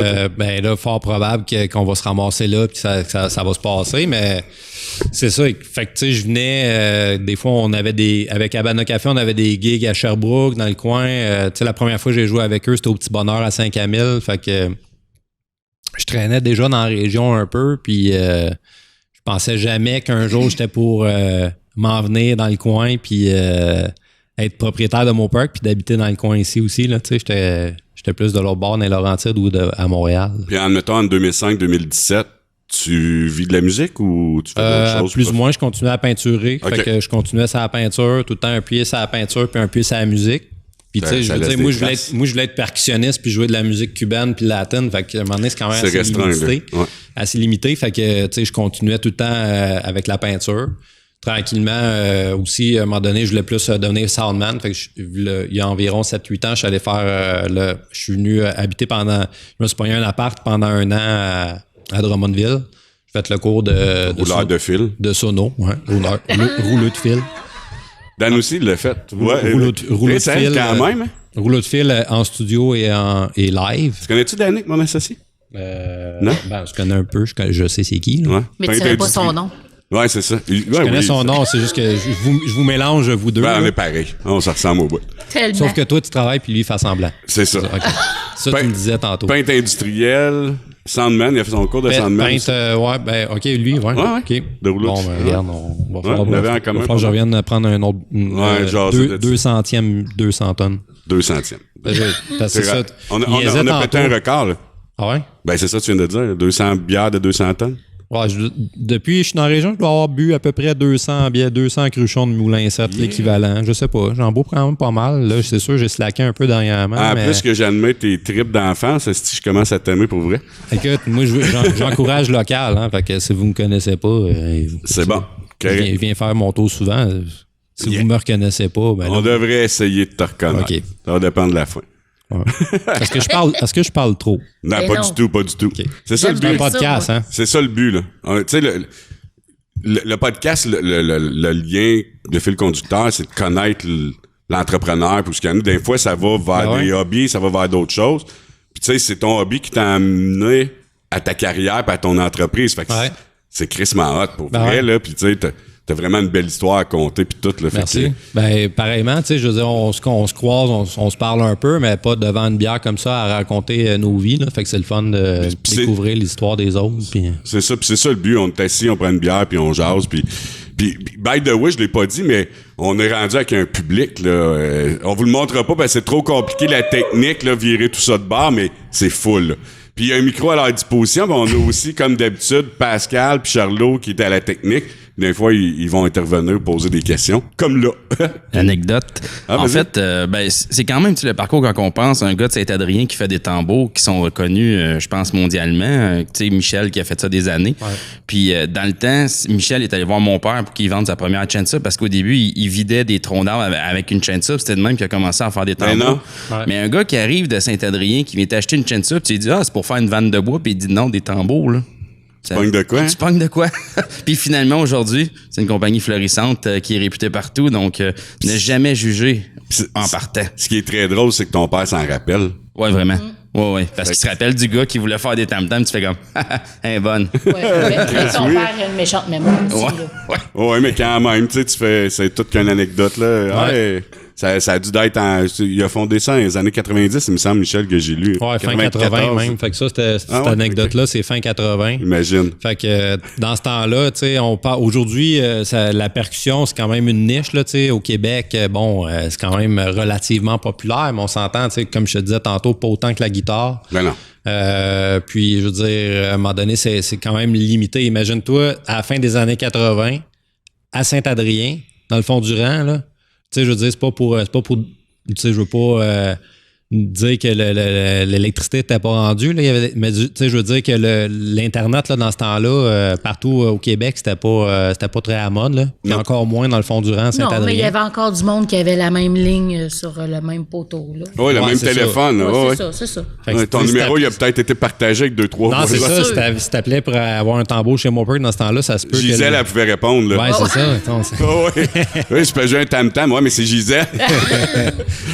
Il n'y a pas de tam-tam ici. Mais c'est ça, il fallait vouloir. Tout ça pour dire que Michel, il avait du guts là, de dire hey, moi, je pourrais peut-être vivre de ma passion, qui est les tambours, qui est pas très connu. Puis c'était pas des sets de drums conventionnels en plus, imagine. Fait que on parle d'une très petite niche à cette époque-là. Puis il a commencé à en fabriquer au début justement dans des troncs d'arbres. Après ça n'a pas été long qu'il a voulu commencer à en faire en latte comme on fait aujourd'hui. Puis, tu sais, il a fait son premier, mettons, là. J'aurais dû l'amener, là. Je l'ai chez nous. Arrêté, après qui était bien, mais après ça, la même année, là, déjà, il faisait d'autres congas. Puis, des fabricants de congas, il n'y en avait pas ben, tu sais, dans les années 90. Il y avait 2-3 artisans aux États qui en faisaient. Puis, à travers le monde, il n'y avait pas beaucoup d'artisans qui faisaient ça. Puis déjà, là, tu sais, dans sa première année qu'il faisait des congas, il était très bon, là, tu sais. J'en ai chez nous, puis ça tient encore la route, tu sais. J'aurais pas pensé avoir été percussionniste puis chercher cet instrument-là, regarder au Canada, même aux États. Il me semble que j'aurais été dans un pays latin, tu sais, pour essayer de trouver des produits de qualité. Fait que c'est très, très cool, là, pour vrai. Puis j'ai 1001 questions, mais je vais revenir au teaser à Julie parce que, que c'est quand même surprenant. C'est sûrement beaucoup de résilience de pouvoir dire que ton cancer a été une bonne chose. Tu sais, ben, c'était ça le teaser, on était là, si tu te rappelles. Oui. Ben non, mais écoute, je sais pas quoi te dire, là. Oui. Tu sais, cet été-là, il faisait super beau, super chaud. Là, t'es chez KBS pendant ce temps-là, là. Tu travailles là quand tu as appris le diagnostic. Quand j'ai appris le diagnostic... Il me semble que oui. Oui. Quand j'ai appris le diagnostic, pour moi, là, ça a été comme une pustule virulente. Là. Ça a été vraiment l'enfer pour moi. Là. J'ai vraiment pas aimé ça. Mais, qu'est-ce que tu veux? Il fallait bien que je l'accepte. Là. Qu'est-ce que tu voulais que je fasse? Incontrôlable, c'est clair. Là. Je pouvais pas rien faire. Mais c'était pas mon cancer, c'était le cancer. OK. Puis là, moi, dans ma tête, je continuais à travailler, tout allait bien. Là, à un moment donné, il a bien fallu que je me rende à l'évidence. Je ne pouvais pas travailler. C'était-tu plate? Il faisait beau, il faisait chaud. Au moins, tu t'es...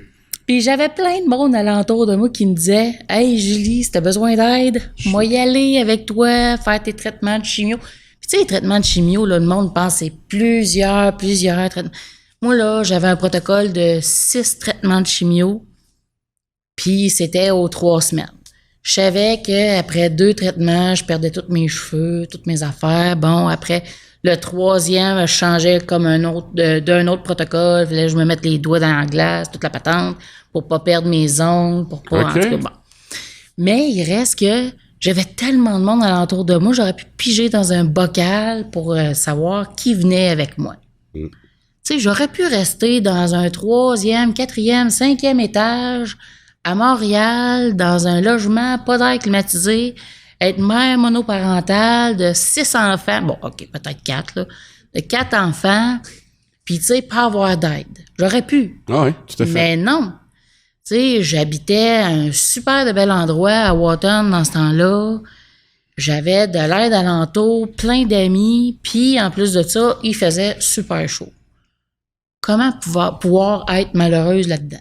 Ben là, je pourrais te répondre mille raisons du pourquoi, là, mais Ben non, je suis content que tu l'aies vu comme ça, là. C'était aux 3 semaines, mon traitement. Sinon, j'étais pas malade, tu sais, j'étais pas malade. Ouais, non, mais c'est pas, tu sais, t'as pas perdu un orteil, là, t'as pas, tu sais, c'est un cancer, là, il y a toujours des risques de décès, là, on se le cachera pas. J'ai perdu un sein.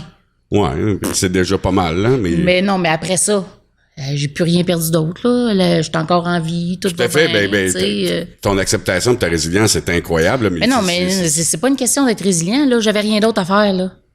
Ouais. Non, mais... Prends le mérite, là, je pense. OK, je le prends, mais... Tu sais, pour moi, c'est comme... ça va de soi, là. Tu sais, c'est sûr que j'aurais pu m'apitoyer sur mon sort, mais tu sais, je trouve tellement que ça prend tellement d'énergie, puis je suis pas douée, moi, pour le malheur. J'aime pas ça. Fait que c'est ça. C'est juste ça. Un beau karma. Ouais, quand même. Ben, Là, elle l'a envoyé chier pas mal, je trouve. Ouais. Si j'étais douée pour le malheur, je serais pas ton ami non plus. Pour le malheur. C'est-tu bon, c'est un compliment, là? Je la pogne pas. Non, mais... Comment t'as dit ça? Non, Tu vas mais être résilient.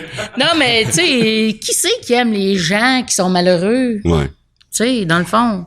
Non, mais là, personne aime les gens malheureux, mais il y a toujours, tu sais, tu peux le comprendre dans certaines situations. Puis je suis content, là, je veux juste que tu comprennes que je t'admire en arrière de tout ça, d'avoir eu cette acceptation-là puis cette résilience-là de dire, ben, regarde, je peux pas le changer, fait que je scraperai pas ma vie à être triste puis à brailler sur mon sort, puis je vais profiter du positif, d'avoir des gens alentour de moi, puis du beau temps, puis etc. Là.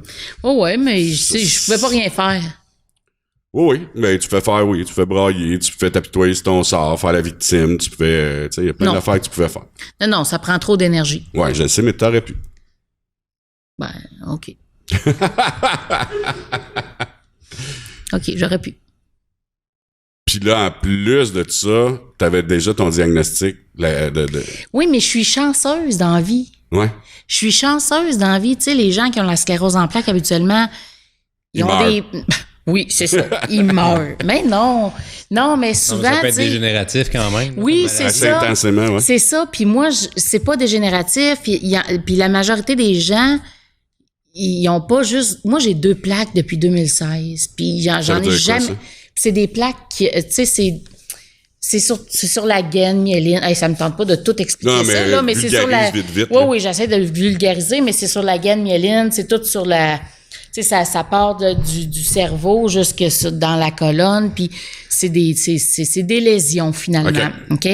Moi, j'ai juste 2 lésions, mais les gens, habituellement, ont des lésions tout le temps, de plus en plus, d'année en année. Puis, tu sais, ça commence par 2, 4, 20, 30, 40. Moi, ça l'a jamais continué, tu sais, ça reste là. Moi, je pense parce que tu bois de la bière du Moulin 7, là, mais en tout cas. Ben, c'est sûr, ça l'aide, tu sais. Ça l'aide à aller mieux. Mais, tu sais, je suis vraiment chanceuse. Fait que je peux pas me plaindre. Ah, tant mieux. C'est tout. Tant mieux. Puis là, comment ça se passe à l'essentiel?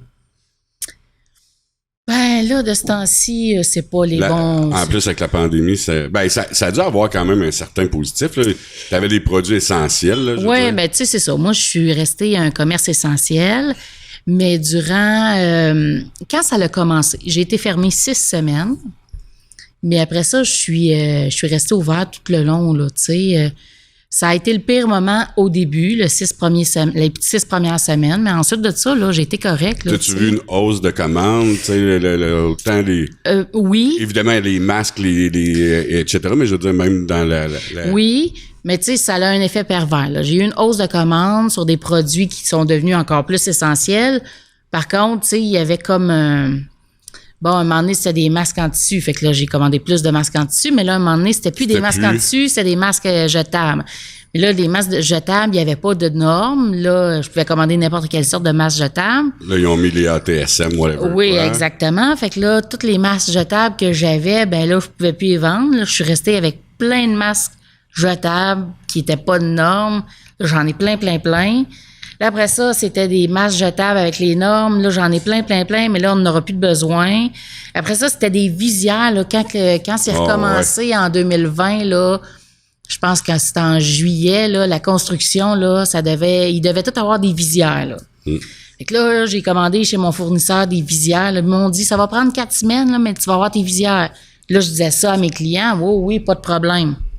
Ça a pris 10-12 semaines avant de les avoir. Fait que tes clients l'ont trouvé ailleurs. Ben oui, je suis restée prêt avec ça. C'est clair. Tu sais, c'est... Des beaux défis, hein? Ah oui, c'est plein d'affaires de même, tu sais. Mais sinon, je peux pas me plaindre, là. Je suis restée ouverte pareil. Mais le problème, c'est que, bon, tu sais, je fais juste penser à mes produits Big Bill. Depuis que j'ai acheté en 2019, les prix ont augmenté de 12%. Puis là, j'ai des fournisseurs qui ont augmenté leur prix juste parce qu'ils ont une surcharge en transport. C'est fou, là, c'est fou. Ah, puis c'est triste à dire, là, mais ça... J'ai peur que ce soit juste un début. Là. Ah oui. En tout cas, ou un milieu, là. En tout cas. Moi, il y a de quoi qui m'a... Je saute du coq à l'âne, là, mais il y a de quoi qui m'a un peu frappé dans ce que tu as dit tantôt. Tu as dit... Je viens je suis une enfant de parents entrepreneurs, puis je voulais vraiment pas aller être entrepreneur. Pourquoi? Qu'est-ce que tu as trouvé dur comme enfant d'entrepreneur? En plus, on se comprend. Je sais que ta mère, si je me trompe pas, avait le salon d'esthétique. Ouais. Parce que ma belle-sœur, elle y a acheté même chance. Tu sais comment avec ces villages, hein? C'est vrai, pareil. Oui. Oui, ma belle-sœur. Mais ton père, évidemment, était président de la plus grosse entreprise de la ville. Mais qu'est-ce qui a été dur pour toi là-dedans? Tu disais, je veux jamais être entrepreneur. Ben, tu sais, j'ai été la fille de... Là, c'était mon père. Après ça, j'étais la fille de... C'était ma mère, tu sais. Je voulais pas... Tu l'as pas été étiqueté. Ouais, c'est ça. Surtout jeune ici, là. Ouais, c'est ça. Puis c'était bien fatigant parce que, tu sais, il y a beaucoup de jugements, puis, tu sais, il y avait beaucoup de travailleurs qui étaient les employés de mon père. Parce que dans le temps, mon père était gérant, mais tu sais, il y a eu la grosse grève aussi à un moment donné, là. En 80. Ouais, c'est ça. Des conflits. Ouais. Puis je me rappelle, là, je faisais du ballet à ce moment-là, là. Puis j'étais censée... Tu sais, j'étais dans 2 groupes. J'étais censée faire... 2 prestations, genre? Ben oui. Puis là, je n'ai pas pu la faire. Puis, tu sais, là, il y avait des jugements par rapport à ça. J'aimais pas ça. J'étais vraiment malheureuse. Puis, moi, je voulais pas être reconnue comme entrepreneur. Puis même en politique, ça m'intéresse pas. Pas en tout. Ma mère, elle veut pas là, être en politique aussi, là. Puis non, c'est pas quelque chose qui... là, la politique, je sais que ça m'intéresse pas, mais entrepreneur, maintenant, bon, OK, je trouve ça le fun parce que je fais mes horaires, tu sais, je suis capable de voir comment j'aime ça, gérer mon commerce, mon entreprise. D'aller à la vitesse que tu veux. Oui, maintenant, oui, c'est ça. Mais quand j'étais jeune, c'était pas... c'était le jugement. Ouais. Puis question d'éviter le jugement, t'es tombé super rebelle. Tu sais, t'as mis de l'huile sur le feu. Non, mais c'était, tu sais, je suis vraiment tombée aux antipodes de mes parents. Ben, c'est clair. C'est ça. C'était un message clair, je pense. Oui, c'est ça. Mais rebelle, voyons, pas moi. Ben, on était une gang, de toute façon. Mais il faut mettre dans le contexte que c'est moins pire à cette heure, là, pour vrai. En tout cas, peut-être que mes enfants fréquentent pas les bons ou les bons. Mais dans notre temps, la première affaire qu'on voulait, c'était sacrer notre camp. Tu sais,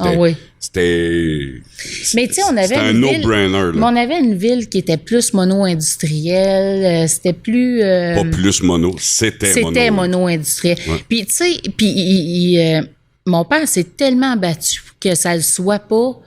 Puis d'un autre côté, tout était de sa faute en même temps, tu sais. C'est vraiment bizarre, là. Mais tu sais, c'est fait. Je juge sans connaître toutes les. Ouais. Mais c'est facile de dire tout était de sa faute, mais tout était de sa faute. Ben oui. Autant positif que négatif. Oui, là, oui. Fait que même si c'était pas toujours vrai le positif, puis même si c'était pas toujours vrai le négatif, fait que tu sais, ça a quand même du bon, là. Je veux dire, oui, je suis d'accord. C'est quand même lui qui a sauvé la fermeture en je sais pas quelle année. En créant la coop. Ah ouais, c'est ça, en créant la coop avec les travailleurs et tout ça, là. Fait que, tu sais. Oui, mais, tu sais, ça dépend toujours quel père que tu as eu pour dire ça. Tu comprends? C'est clair. Mon père était encore travailleur, t'es pas contre-maître dans ce temps-là. C'est un village. On se connaît tous. On se connaît tous. Mais c'est ça. C'est le bon du mauvais, là. Oui. Parce que l'enjeu, c'était la mine ferme ferme pas. C'était ça l'enjeu, c'était la mine ferme.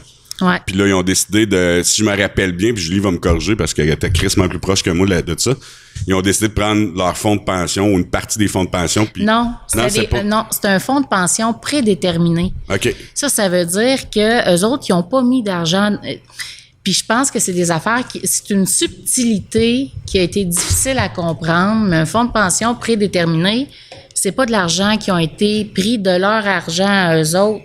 C'était l'entreprise qui mettait de l'argent là-dedans par rapport à ce qu'ils gagnaient. Un peu comme si moi je mets 4%, l'entreprise met 4%, ben c'était ce 4%. C'était pas l'employé qui mettait de l'argent. C'était vraiment juste l'entreprise qui mettait de l'argent. C'était cet argent-là qu'ils ont pris pour acheter les parts, pour pouvoir. Mais non, quand ils ont racheté les parts, là, ça a été une coop qui a été formée où là, ils ont mis de l'argent.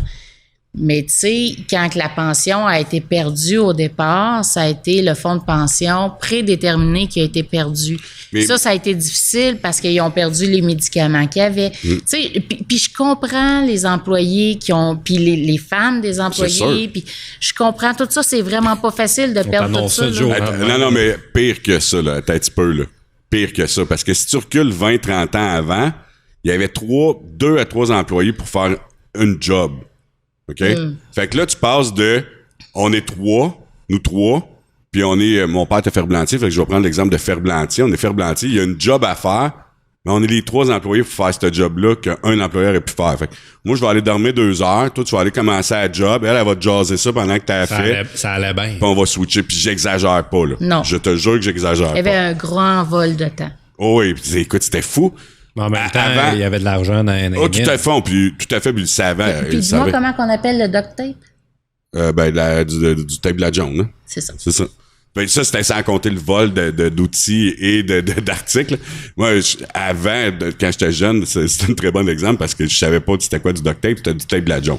Mais, ça veut-tu dire que mon père est déjà parti avec du tape de la jaune? Non, sûrement pas. Il l'a sûrement acheté, là, mais il appelait ça pareil du tape de la jaune. Mais asti, je t'ai stoulé, je suis désolé. mais tout ça pour dire que tu passes on peut dormir sa job, on peut un petit peu moins dormir sa job, tabarnak, on perd notre fonds de pension.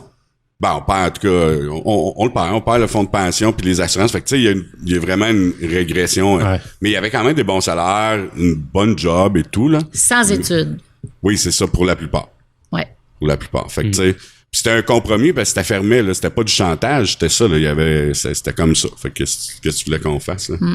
Ça l'a réussi à étirer, peut-être une dizaine d'années, là, de plus grâce à ça, là. Puis là, il était comme à parler, il était supposé avoir l'exploitation souterraine. Il y avait une grosse annonce avec le gouvernement Charest, tout ça. Juste avant les élections. Ouais, pour l'exploitation souterraine avec des investisseurs indiens, etc., etc. Mais, tu sais, nous autres, on n'a pas été déçus. On était déçus sur le coup parce que moi j'étais content. Je suis au parti, même que j'avais peut-être des possibilités d'aller travailler à la mine, tu sais, aller travailler où mon père travaillait en plus, tu sais. Mais à cause de ça, Pauline Marois a mis le fonds de diversification, ce qui a été une bougie d'allumage pour nous autres de dire on se part en entreprise. Fait que pour nous autres, c'était une opportunité que ça a créée. Bon, si ça avait jamais arrivé, on l'aurait jamais su, mais c'est sûr qu'il n'y aurait pas eu de moulin 7. Là. Fait que je travaillerais peut-être à la mine présentement, là, avec un casque, là, pis tout, là. Je suis vraiment déçu. Oui, vraiment. À dormir dans une case à quelque part. En fait, la plupart des, tu sais, on pourrait dire que tous les problèmes ou les malheurs ont aussi en bout de ligne, souvent une opportunité, que ce soit un cancer ou que ce soit la perte d'un emploi. Ou, il y en a bien des problèmes. Quand on est dedans, c'est sûr qu'on le voit pas. Mais après ça, si on s'en sort, les survivants de ça, à un moment donné, il y a des opportunités qui se présentent pareil, c'est sûr. Oui. Ben, tu sais, Julie est une super bel exemple, puis la ville est une super bel exemple pour vrai de passer de... Chris, le plus gros employeur, si t'enlèves le CIUS, là, l'hôpital, là, c'était les Viandes-la-Roche, puis ils ont fermé. Hey, tu sais, quand ça va pas bien, là. Mais c'est pas normal pour une ville d'être mono-industrielle. C'est pas normal. Mais c'était fréquent dans le temps, pour vrai. Oui, mais surtout les villes minières, là. Ouais. Surtout parce que asbestos existerait... On va dire asbestos parce que c'était ça. Asbestos aurait sûrement fort probablement pas existé sans la mine. Il y aurait peut-être même pas eu de village. Il aurait peut-être été Denville, Wotton, Saint-Georges. Shipton. Ouais, Shipton, t'as raison. Fait que, tu sais, c'est pas intelligent d'avoir une ville mono-industrielle, mais c'est pas anormal dans les conditions que ça nous est arrivé, là, tu sais. Ben, ça aurait été Saint-Adrien avec mon père. Sinon, c'était forestier, puis... c'était agricole. Agricole, puis forestier. Ouais. Au Québec, en général. Ouais. Tu vas pas ouvrir un village à l'autre bout du monde juste pour le fun. Là, ben non, c'est ça. Ils l'ont fait à Denville. L'hiver fait moins 45, puis l'été, il y a de la mouche pour mourir. Il y a rien. Mais je dis ça, mais tu sais, pourquoi Denville est né, je ne sais pas. La traque de chemin de fer. Ouais, mais je veux dire, Chris, la traque... Non, dans le temps, ça passait beaucoup. Oui, je sais bien, mais ça passait beaucoup entre Denville puis Warwick aussi. Ça aurait pu être là. Denville, Richmond, Warwick. Ouais. Fallait qu'il y ait un point entre les deux, j'imagine. J'imagine. Ouais. Mais tu sais. Il y a eu beaucoup, à Danville, il y a eu beaucoup d'industries justement liées au bois. Il n'y avait pas des shops de meubles, de chaises, Peut-être. Ben, peut-être la mienne a beaucoup aidé au développement avec le train, justement. Là, ça prenait un village direct sur place. Danville, il y avait le chemin Craig qui reliait Danville aux États-Unis. Le chemin Craig, c'est quand même le plus vieux chemin qui existe. Fait que Danville, on n'est pas récemment pour rien. Attention, il n'y a pas juste. Non, puis c'était pas négatif. C'était juste, c'est facile de faire le lien de l'existence. Ouais, pourquoi qu'il y a une pourquoi qu'il y a Wotton? Mais Denville, c'est quand même la ville anglaise. Pascal, Non, mais Denville, c'est quand même la ville anglaise qu'il y avait. Nous autres, on était une ville française. Denville, c'est la ville anglaise. Les loyalistes étaient tous là. T'sais. Tous les boss étaient là. C'est ça que t'es en train de dire. C'est ça. Mais non, pas 17, puis c'est rendu, je défends Danville. Ouais, mais tu fais bien. Tu fais bien encore plus depuis que vous avez une belle équipe municipale. Hey! Quoi? Tu dis là? Ben, ils ont une belle équipe municipale. Oui, mais avant, j'imagine que on vit pas dans le passé. Non, t'as raison. Moi, j'étais arrivé dans l'équipe d'avant, fait que, gars, ils m'ont accueilli à bras ouverts. Ben, super. Ah, ils étaient là pour t'accueillir? J'imagine. Il y a des choses qui se sont passées, mais écoute, c'est pas juste une question de politique. Évidemment, moi, je dis souvent, la politique, c'est de la business. Tu sais, quand t'es en affaires, à un moment donné, il faut que tu fasses affaire un peu avec les politiciens. Ben oui. Puis, il y a de l'aide qui vient des gouvernements souvent. La MRC, la SADC. Oui, la MRC, pas le municipal, certain. Mais moi, je pense que derrière tout ça, le vrai maire, c'est Thomas Chepalco. Et ça, on va l'apprendre dans les d'histoire dans quelques années. C'est vrai qu'il ferait un beau maire. Je pense que oui. Parce qu'on pense que le maire de Denville, c'est de Thomas de Chepalco. Il écoutait pas. Non, c'est parce qu'il fait partie de notre public en plus, fait que j'ai tiré à la pipe. Mais là, pour revenir, là, il neige. C'est vrai que c'est audio aussi, fait que je viens de recevoir un débris, c'est pour ça que le monde riait. Là. Mais c'était pas drôle. Mais là, on parle de Maupark à Saint-Adrien, mais là, on parle que t'es à Denville. Fait que là, il nous manque une tranche de vie entre les deux. Une grosse tranche de vie. Déménager. Moi, à force de boire des pintes de bière, ça se peut que... Là, je sais que nos techniciens veulent pas couper. Fait que là, qu'est-ce qu'on fait à un moment donné? T'as-tu envie de pisser? Ouais. OK, on continue avec Julie. Fait que, Non, moi aussi, j'irais. Tabarnak. Fait que tu veux continuer ça tout seul? Faut que je change de batterie.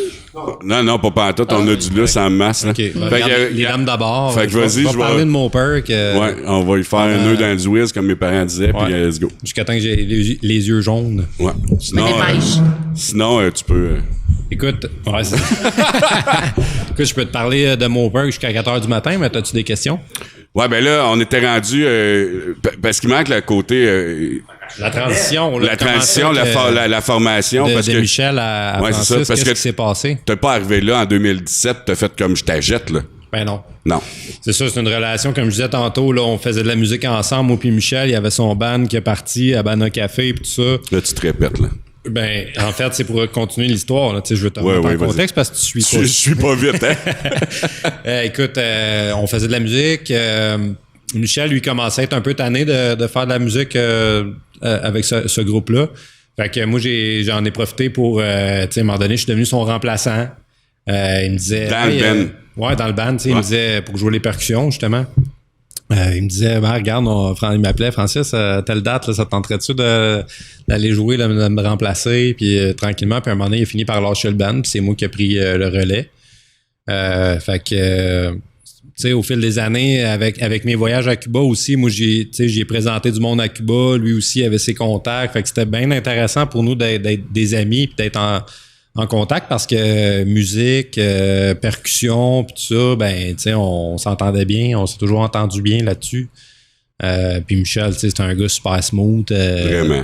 Et tu sais, c'est pas dur d'être. Tout le monde est fin. C'est pas dur d'être ami avec Michel. C'est terrible. Ouais. Terrible. Fait que, écoute, c'est une belle relation amicale là, qui dure encore là, depuis, mettons, 2005. Après ça, tranquillement, ben Michel il avait commencé à annoncer qu'il voulait fermer. Là, il commençait à être un petit peu un petit peu épuisé, un petit peu pas épuisé, mais essoufflé ou un peu tanné. Il y avait eu des petites passes creuses. À un moment donné, comme je disais tantôt, c'est un marché qui est, c'est vraiment une niche. Là. Ouais. Fait que percer dans le monde de la percussion, à un moment donné, pour faire rouler une shop, puis il a fait sa carrière avec ça. À un moment donné, il commençait à se demander si je vais-tu vraiment continuer à faire ça, puis à me battre pour essayer de vivre dans l'incertitude quand même. Lui, il savait, il était certain qu'il faisait les meilleurs tambours au monde, mais il était peut-être un petit peu incertain à se dire, crime, ça va-tu finir par vraiment, comme à un moment donné, percer le marché. C'est une niche, mais qui est quand même un assez gros marché. Mais tu sais, Moperk avait peut-être, mettons, 0,1% du marché. Fait que là, à un moment donné, il commençait à être un petit peu tanné. Puis moi, des fois, je disais, à un moment donné, il y avait eu une petite remontée. Je disais, tu sais, il y avait eu l'arrivée plus des réseaux sociaux, tout ça, Facebook, YouTube et compagnie. Là, je disais à Michel, là, tu sais, faut que tu te mettes là-dessus, là, tu sais. Si tu veux développer. Ça savait pas trop c'était quoi, tu sais. Puis moi, étant plus jeune, ben, je disais, crème, regarde, si tu mets des vidéos là-dessus, le monde va voir ça, tout ça. Fait que je l'ai aidé à ce niveau-là, à justement en faire en créer du contenu, puis à le partager. Puis, tu sais, c'est comme par hasard, c'est moi qui ai parti la chaîne YouTube Moperk. Nice. Là, tu sais, pas mal d'années, elle s'appelait même pas Moperk dans ce temps-là. Puis c'est moi qui mettais plein de vidéos de Moperk sur YouTube, des trucs comme ça. Puis j'y ai parti la page Facebook Moperk aussi parce que, tu sais, il y avait pas de compte personnel Facebook. Fait que, tu sais, c'est moi qui ai parti la page Moperk. Puis je dis, il faudrait que tu trouves un Facebook, puis tout ça. Fait qu'il a commencé. Puis là, il s'est rendu compte que, les contacts, ça se fait vite là-dessus. Là. Oui, mais hein? Parce qu'à l'époque, là, c'était qu'est-ce que tu voulais faire? Là, à un moment donné, tu voulais mettre une photo grosse de même dans une revue de drum aux États-Unis qui s'adresse aux drummers plus qu'aux percussionnistes. Non, c'est ça. Qui va te coûter les yeux de la tête, puis qui va voir ça? Là? Le mieux, c'était ton processus, mais c'était pas évident de pouvoir, dans le sens d'aller à Cuba, d'aller en Amérique latine. Ben Michel y allait déjà. Michel y allait déjà. Il avait déjà été aux États-Unis. Il avait déjà percé. Ben oui, il avait déjà percé quand même le marché. Là. Il avait fait sa part de chemin lui aussi. Là. C'est pas moi qui ai tout fait, mais c'est que là. Non, je dis pas que t'as tout fait, mais t'avais un bon processus. Même avant d'arriver, t'as créé des contacts. Ben en sachant même pas que t'allais dans ce domaine-là. Lui, il allait déjà à Cuba. Moi, j'allais déjà à Cuba. Puis quand on s'est connus, ben là, à un moment donné, des fois, on se voyait à Cuba, moi puis Michel, justement. C'est déjà arrivé. Puis moi, ben, je faisais d'autres contacts. Lui, il avait déjà ses contacts de son bord. Moi, j'en apportais d'autres. Puis regarde, mettre des congas sur tel band, ça serait cool. T'sais. Eux, ils vont aller en tournée avec ça. Puis là, après ça, ben, quand ils venaient ici, jouer. Mettons, une fois, il était venu le band que je parlais tantôt, Afro-Cuban Star, était venu jouer à Trois-Rivières.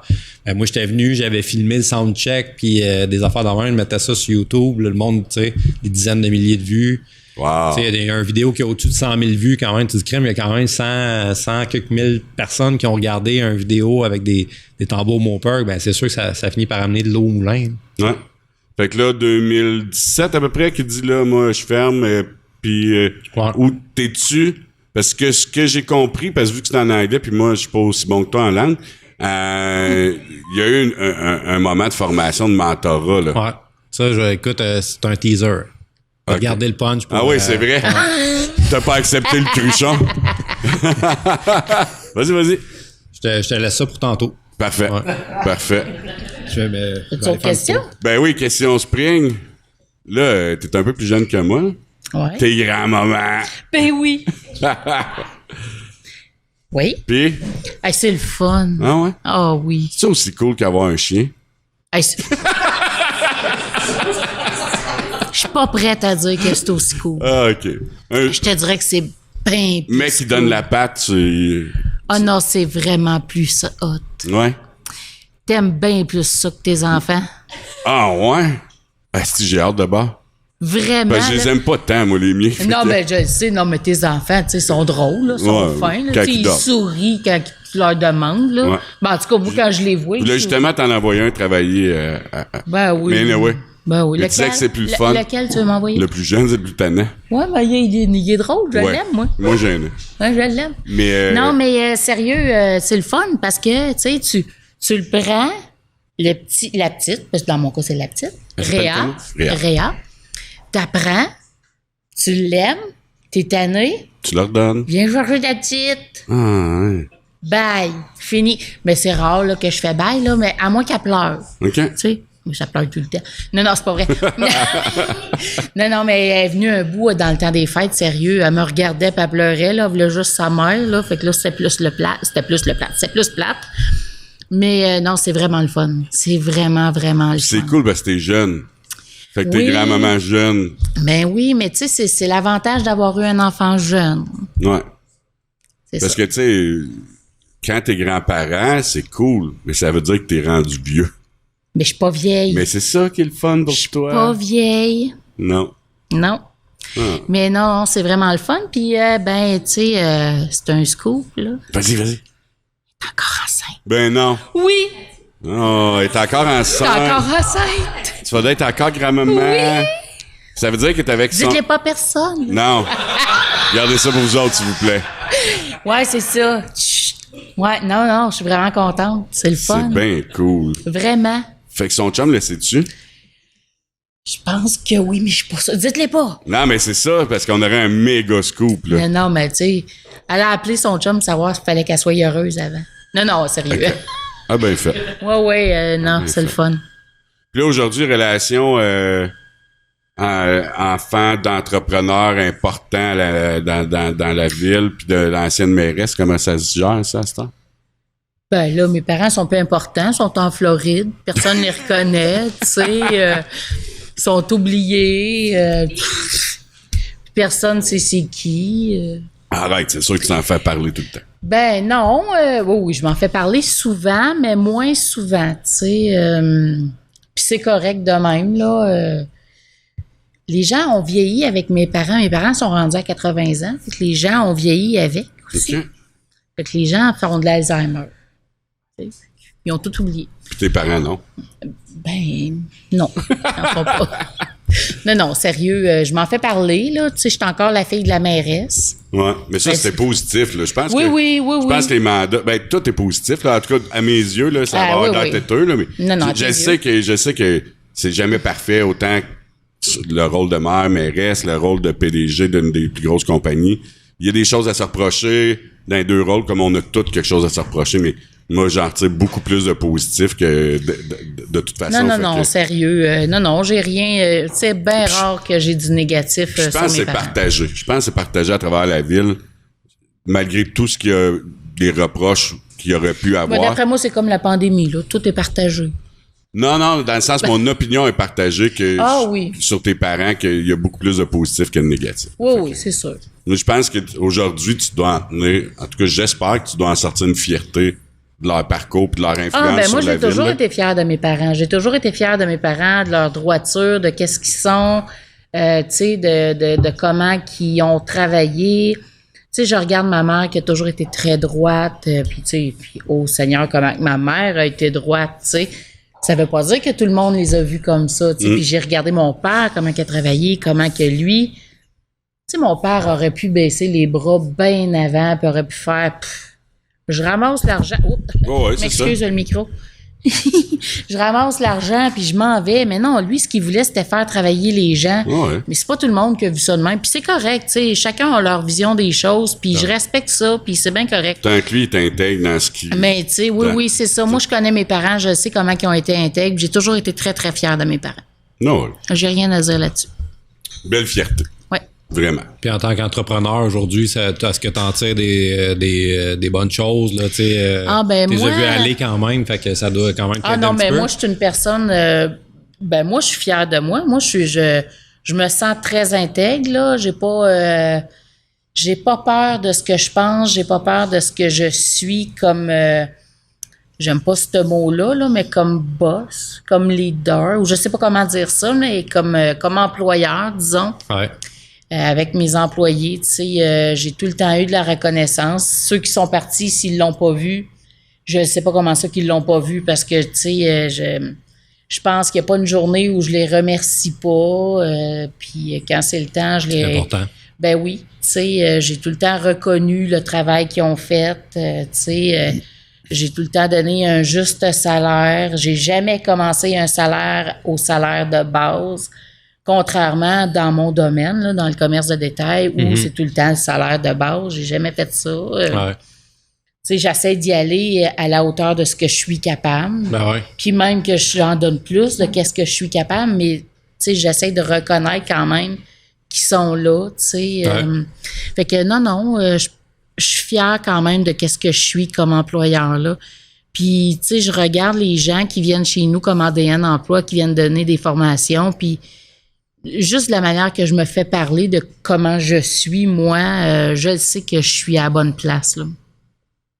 Ouais. Tant mieux. C'est une super belle relève pour vrai. C'est tu sais, c'est quand même un magasin que ça fait combien de temps?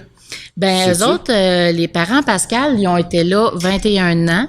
C'est ça, hein? Ça fait 21 ans, puis toi, ça fait... 21 ans, puis moi, c'est depuis mai 2019. Là, ça va faire 3 ans cet été. Fait que tu pourrais fêter le 25e l'année prochaine. C'est ça. Si je calcule bien. Là. T'es bon, toi aussi? T'es en administration, je pense, hein? Ouais. Oui. Mais puis avant, c'était la boucherie qui était là, fait que... Oui, ben oui, on va fêter. Non, mais... Non, mais c'est quand même... C'est le fun des magasins qui perdurent dans le temps. Il n'y en a pas une tonne. On va parler juste de la boucherie Proulx, par exemple. On parlera pas de la boucherie après la boucherie Proulx. Ah, il y en a eu une après? Fait qu'on n'en parlera pas. Non. Bon. Fait que là... J'étais pas là, moi, fait que je peux pas, j'ai pas goûté au steak. Non, c'est ça. Au steak vieilli 70 jours financé. Ouais, il était plus vieilli que ça, hein, quand tes parents l'ont repris. Mais on approche de la fin, mais je veux vraiment conclure l'histoire. C'est où le déclic? C'est quand que t'as fait comme, OK, là, j'embarque. C'est le transfert là, qui t'intéresse. Ah ouais. Tu veux des détails croustillants. Ben, pas croustillant, mais oui. Écoute, combien ça a coûté? Non, c'est pas vrai. Ouais, c'est ça. Non, moi, c'est vraiment le processus qui m'intrigue. Ouais. Surtout avec le background que t'avais. Pis... Ben, moi, c'est ça, j'ai pas un background d'entrepreneur. Fait que, non, mais t'avais déjà le côté musicien, contact dans le domaine. Mais ça reste que, tu sais, une entreprise de fabrication, là, après ça, faut t'apprendre à dealer avec la fabrication. Fait qu'il a fallu que j'apprenne comment faire ça. Moi, dans le fond, là, c'est un peu un hasard. Là, Michel, justement, ça roulait pas tant que ça. Quand même des commandes, il y a eu des passes où justement, il annonçait qu'il fermait. Là, il se faisait bombarder de commandes. Il était pas capable de fermer. Moi, avec, je partageais ça sur les réseaux sociaux. Là, Michel, là, voilà, il annonce qu'il ferme. Là, le monde, là, moi, j'avais plein de contacts là-dedans, puis lui avec. Puis, il en profitait de faire une commande avant que ça ferme. Là, à un moment donné, il se rendait compte qu'il était pas capable de fermer. Mais à un moment donné, quand tu veux la léguer, la transférer, ta business, tu fais quoi? Mais c'est pas n'importe qui va acheter ça, là, un Banty. Ouais, mais une entreprise de fabrication de tambours, là, tu sais. Non, vraiment. à Saint-Adrien. Ouais, Puis justement, quand on en a parlé la première fois, moi puis Michel, il disait moi je veux que ça reste dans ma région, tu sais. Puis Fils du maire vient d'arriver, là, quand même. Bien oui, continue. Tu sais, il faisait bien parce qu'il voulait que ça reste, dans le fond... dans MRC, dans la région. Aujourd'hui, je le comprends. Là, dans ce temps-là, moi, j'étais comme, non, moi, je reste à Montréal. Là, je restais à Laval dans ce temps-là. J'étais comme, non, moi, mon père, je vais amener ça à Laval, tu sais. Puis on en jasait, puis tout ça, mais ça se concrétisait pas. C'est pas facile, tu sais, de faire le move. Puis en même temps, ça prend un artisan qui est prêt à investir comme pas mal sa vie là-dedans. C'est pas un gestionnaire, un gars de business, un chef d'entreprise qui va acheter ça et dire oh, j'ai investi là-dedans puis ça va rouler tout seul. Non. Parce que les entreprises artisanales, qu'est-ce qui arrive? C'est que l'artisan, c'est le one-man show. S'il est pas là, la business, ça roule pas. Fait que comment tu vends ça? Comment tu transfères ça, une business de même? Faut que tu transfères rôle. Ça prenait un jeune qui était passionné qui était prêt à se lancer là-dedans. T'sais. Fait que justement, le monde me demande toi, t'as travaillé avec lui longtemps? Ben non, j'ai pas travaillé avec lui si longtemps que ça. À un moment donné, Michel m'a appelé. Moi, j'étais sur le chômage. J'avais perdu ma job dans un studio à Montréal. J'étais tranquille sur le chômage. Puis là, il dit ça te tenterait-tu de venir travailler? Je dis ben ouais, moi, j'ai du temps. Je vais venir travailler. Fait que je suis venu donner un coup de main. Puis là, direct, le premier jour que je débarque à Saint-Adrien, je fais ma journée, puis là, du soir, je commence à jaser avec Michel. Ça m'intéresse tout le temps. Moi, de reprendre ça, ce business-là, on en avait déjà parlé dans les années avant. Fait que là, ben oui, toi, tu serais ça serait. Lui, il me voyait comme étant la personne idéale pour reprendre ça, ce projet-là. Fait que finalement, comme tu le sais, quand tu achètes une entreprise, à un moment donné, là, quand tu te lances là-dedans, c'est un peu comme un entonnoir, tu sais pas trop comment ça va se négocier, comment ça va se faire, mais là, à un moment donné, ça s'en va vers une transaction finale. Puis là, un bon matin, il faut aller chez le notaire, puis faut que ça se fasse. Combien de temps que tu as travaillé avec? Ça, c'était, mettons, au printemps, puis dans le fond, là, l'hiver d'après, là, au mois de février, là, j'étais rendu propriétaire. OK. Puis tu restais avec toi pendant un certain moment pour continuer ta formation, tu avais pas mal tout acquis ce que... non, dans le fond, quand j'ai acheté, ça a été super là, parce que lui, il m'a même permis de rentrer vraiment comme on pourrait dire dans ses bottines. Là, il m'a loué sa maison, sa shop. Okay. Je suis arrivé là, puis là, j'avais tout roulait déjà. Fait qu'au moins ça, là, on n'a pas eu à tout déménager puis à tout réinstaller dans les premiers temps. Puis c'est ça, tu sais, un bon matin, on s'est ramassé chez le notaire, là, chez le notaire Chagnon. Puis là, monsieur Chagnon, il dit ouais, monsieur Mercier, là, je vous trouve vraiment...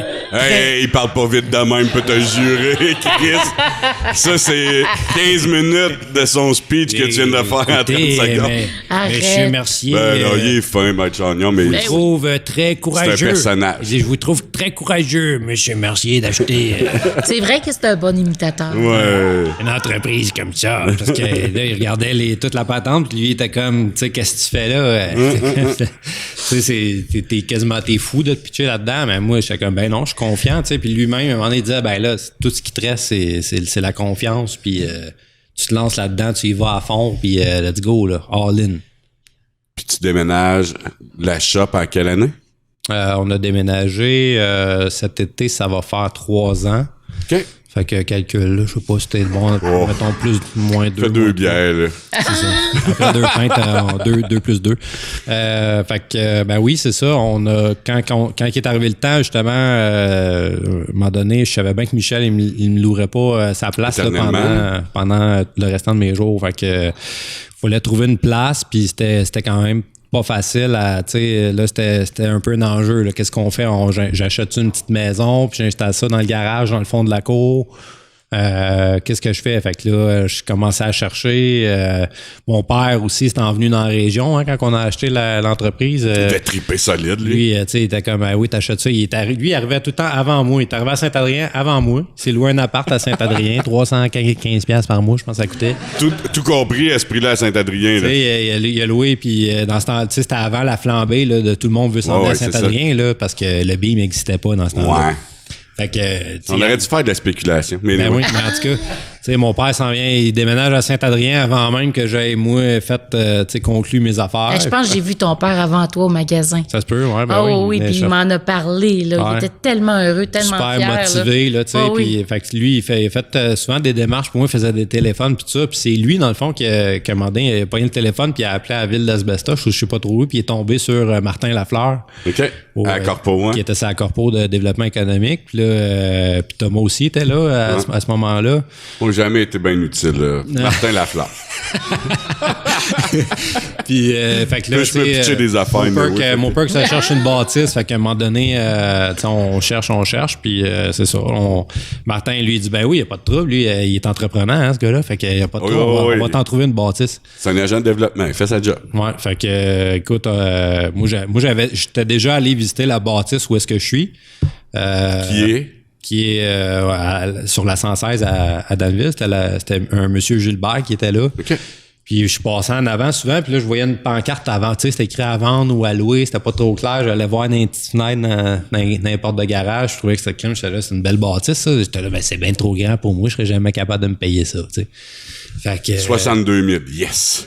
Non, c'était relativement pas cher parce que c'est vrai que c'est une belle opportunité pour dans la région. Les prix sont quand même abordables. En tout cas, il l'était beaucoup plus il y a 3 ans. Ouais. Là, maintenant, c'est bon, le marché évolue évidemment.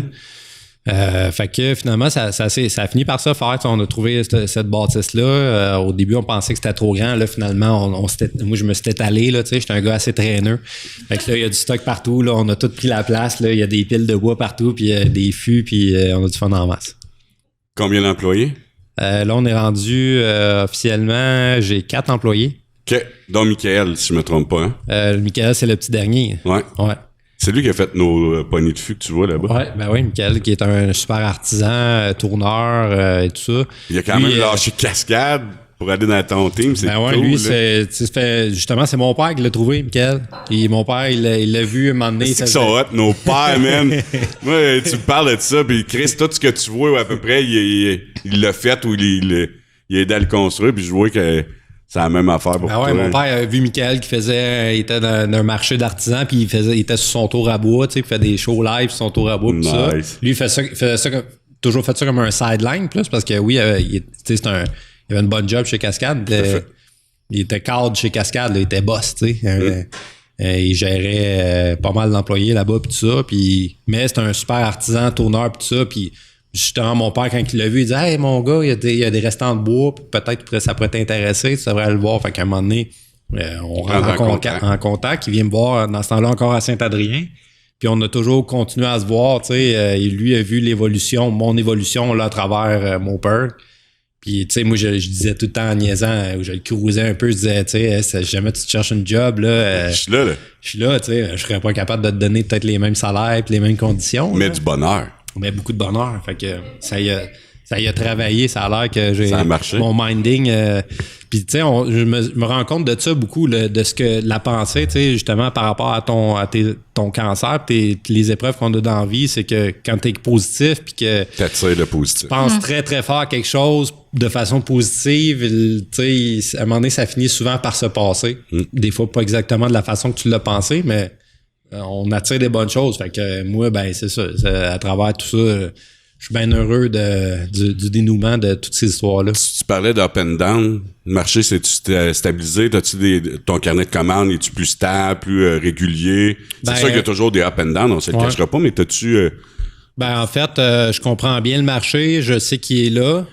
Moi aussi, j'ai eu mes up and down tu sais, à un moment donné, tu te fais bourrer de commandes puis tout ça. Il y a eu des événements qui sont arrivés comme la pandémie, justement. Pour moi, ça a été comme je me suis fait bombarder. Ah ouais, OK. Oui, à fond, là. Putain, il n'y a plus de show, plus rien, je comprends pas. Ben oui, mais le monde sont chez eux puis ils n'ont rien à faire. Ouais, mais c'est pas des congas faits en Chine à 50$, Calis, hein? Mais justement, c'est du haut de gamme, donc... Le monde avait plus de cash à dépenser. Des gens qui ont les moyens de s'acheter du haut de gamme d'habitude, enlève-leur le droit de voyager puis d'aller au restaurant puis d'aller voir leurs voisins. Ça aurait fait un bon slogan. J'ai du mon perk. C'est ça qui est arrivé avec les fabricants de guitares puis avec les fabricants d'instruments en général, là, c'est que ils sont tous fait bombarder de commandes. Fait que des événements comme ça, des moves que j'ai fait aussi, puis c'est ça, tu sais, moi j'ai pesé sur le gaz là, quand j'ai fait ben ça. c'est clair, là. Médias sociaux, contacts, t'as déjà appelé tes contacts. Parler, là, je parle vite, là, mais c'est ça. Quand j'ai repris mon perk, là, ça y allait au toast. Là, c'est clair. Ça y va au toast pas mal. Fait que, ben là, en ce moment, je t'avoue qu'on a un petit creux. Dans le moment où est-ce qu'on a le plus d'employés, moi, ça a toujours été la situation inverse, pas capable de fournir à la demande. Là, je suis en train d'organiser les choses pour être capable de fournir à la demande, mais pendant ce temps-là, ben, je réponds pas assez aux demandes, justement. Puis là, ben, c'est ça le rôle de l'artisan entrepreneur. Là, tranquillement, moi, je suis en train de me libérer de plus être le one-man show puis d'être capable de déléguer des choses. Là. Fait qu'il y a eu pouvoir faire du développement, j'imagine. Ben ouais, il y a eu beaucoup d'aide là, de la MRC. Ils m'ont envoyé Martin Pellerin, qui est un entrepreneur de la région, qui est venu me coacher. Après ça, il y a eu d'autres coachings récemment avec Soleva à Victo. Là, l'objectif, j'imagine, c'est de te servir ton background, tes contacts, puis aller continuer à développer le marché, au lieu d'être les mains dans l'atelier qui forment les ben ouais, c'est ça, tranquillement. Ça doit être le parti cool. Continuer à faire des voyages un peu. Je suis allé à Los Angeles pour développer un peu les affaires. Depuis que j'ai repris l'entreprise, j'ai fait une couple de voyages. Je suis allé faire un petit tour à New York, Los Angeles, plusieurs fois. Mon Dieu, que ma vie est plate. Ben non, mais c'est ça. Ouais, mais t'es un peu, tu parles d'un gars qui a fait son secondaire assis sur la plage. Fait que tu allais à Los Angeles, t'es plate en gris. Hein? Je pense que je vais te reprendre d'accord. Pascal.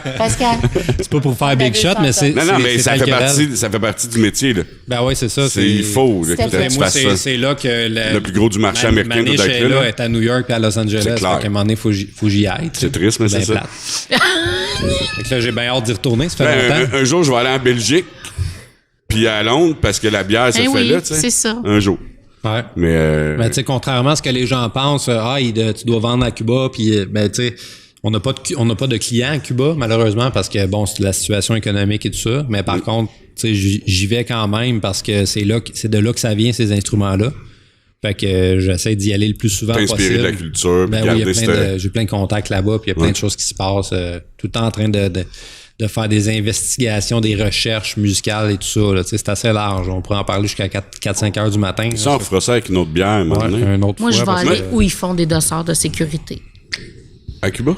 Ben, partout, dans le monde. En fait, ben là, tu peux écrire, t'as accès à pas mal de trucs. Ben, j'ai un chum qui travaille dans les mines à Cuba. Fait que, gars, il est sa sécurité, justement. Fait que, si tu veux leur vendre m'en voilà. Ouais. Même si tu leur vends pas, c'est une belle excuse. Ou en Nouvelle-Calédonie, ou quelque chose de même. Question hyper niaiseuse. Je comprends le tonneau, c'est du bois, travail, ben je le comprends. J'en ferais pas, mais le cuir, comment ça marche? Le cuir, tu un lièvre, tu l'étires, tu le crises dessus ou... Ben, le cuir, en fait... Sérieusement, t'as jeté ça comment? Si tu déjà étiré ça? Non, c'est du vrai cuir, c'est de la babiche. Le lièvre, c'est le vrai cuir? C'est de la babiche qu'on utilise, puis on pourrait se dire qu'on pourrait probablement s'approvisionner facilement au Québec. Ouais. Mais c'est pas le cas parce que des vraies grosses tanneries au Québec, au Canada même, de ce que je sais, il en reste une. OK. Fait qu'il y en a une grosse tannerie. Opportunité d'affaires, gang.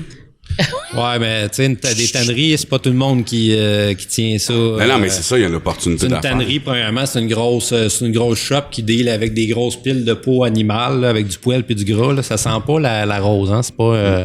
C'est pas les roses Drummond, ça. Avec le COVID, il y en a qui ont encore, tu sais, plus d'odorat. Ouais.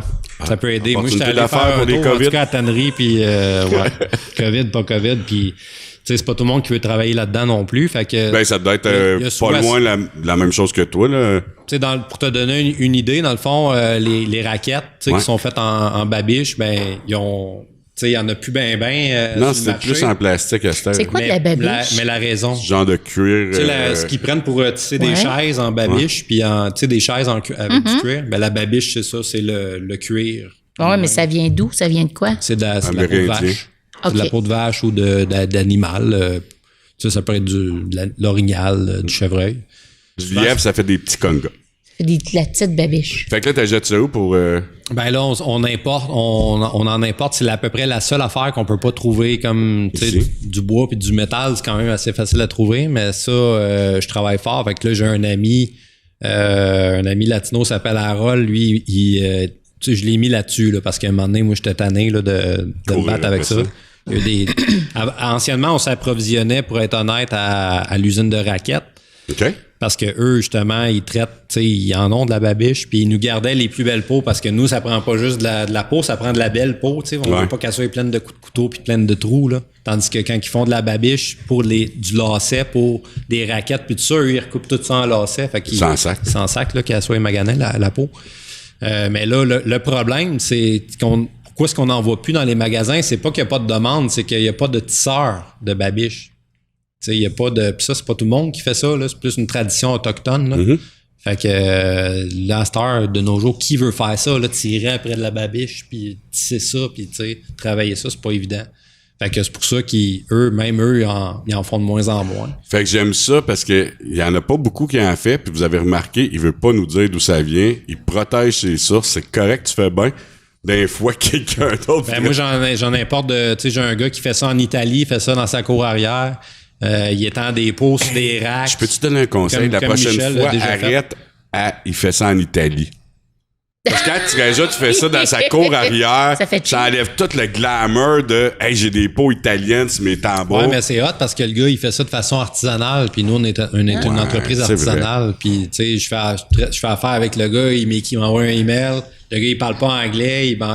Mais là, tu dois parler italien. T'es tellement bon dans les langues. Il prend Google, on utilise Google Traduction, puis Translate, puis écoute... T'es habitué avec ça, c'est mieux que le crise de dictionnaire du début. Là. Fait que, tu sais, lui, il m'en envoie, mais c'est pas évident parce que là, tu deals avec du monde à l'autre bout du monde. Là, tu te dis, je veux avoir de la peau pas trop épaisse, pas trop mince, là, tu sais. Puis espère d'avoir la bonne chose quand tu le reçois. Puis avec les bons diamètres, puis toute la patente. Fait que on fait venir ça d'Amérique du Sud, Argentine. De ce temps-là, j'en ai du Venezuela. Là, quand tu connais tes pocheurs de peau, tu sais la qualité, tu peux, tu retournes avec les mêmes. Pis... Ouais, ça passe. Non, mais c'est vrai, c'est quasiment, ça passe par la Colombie, puis c'est pas facile, là.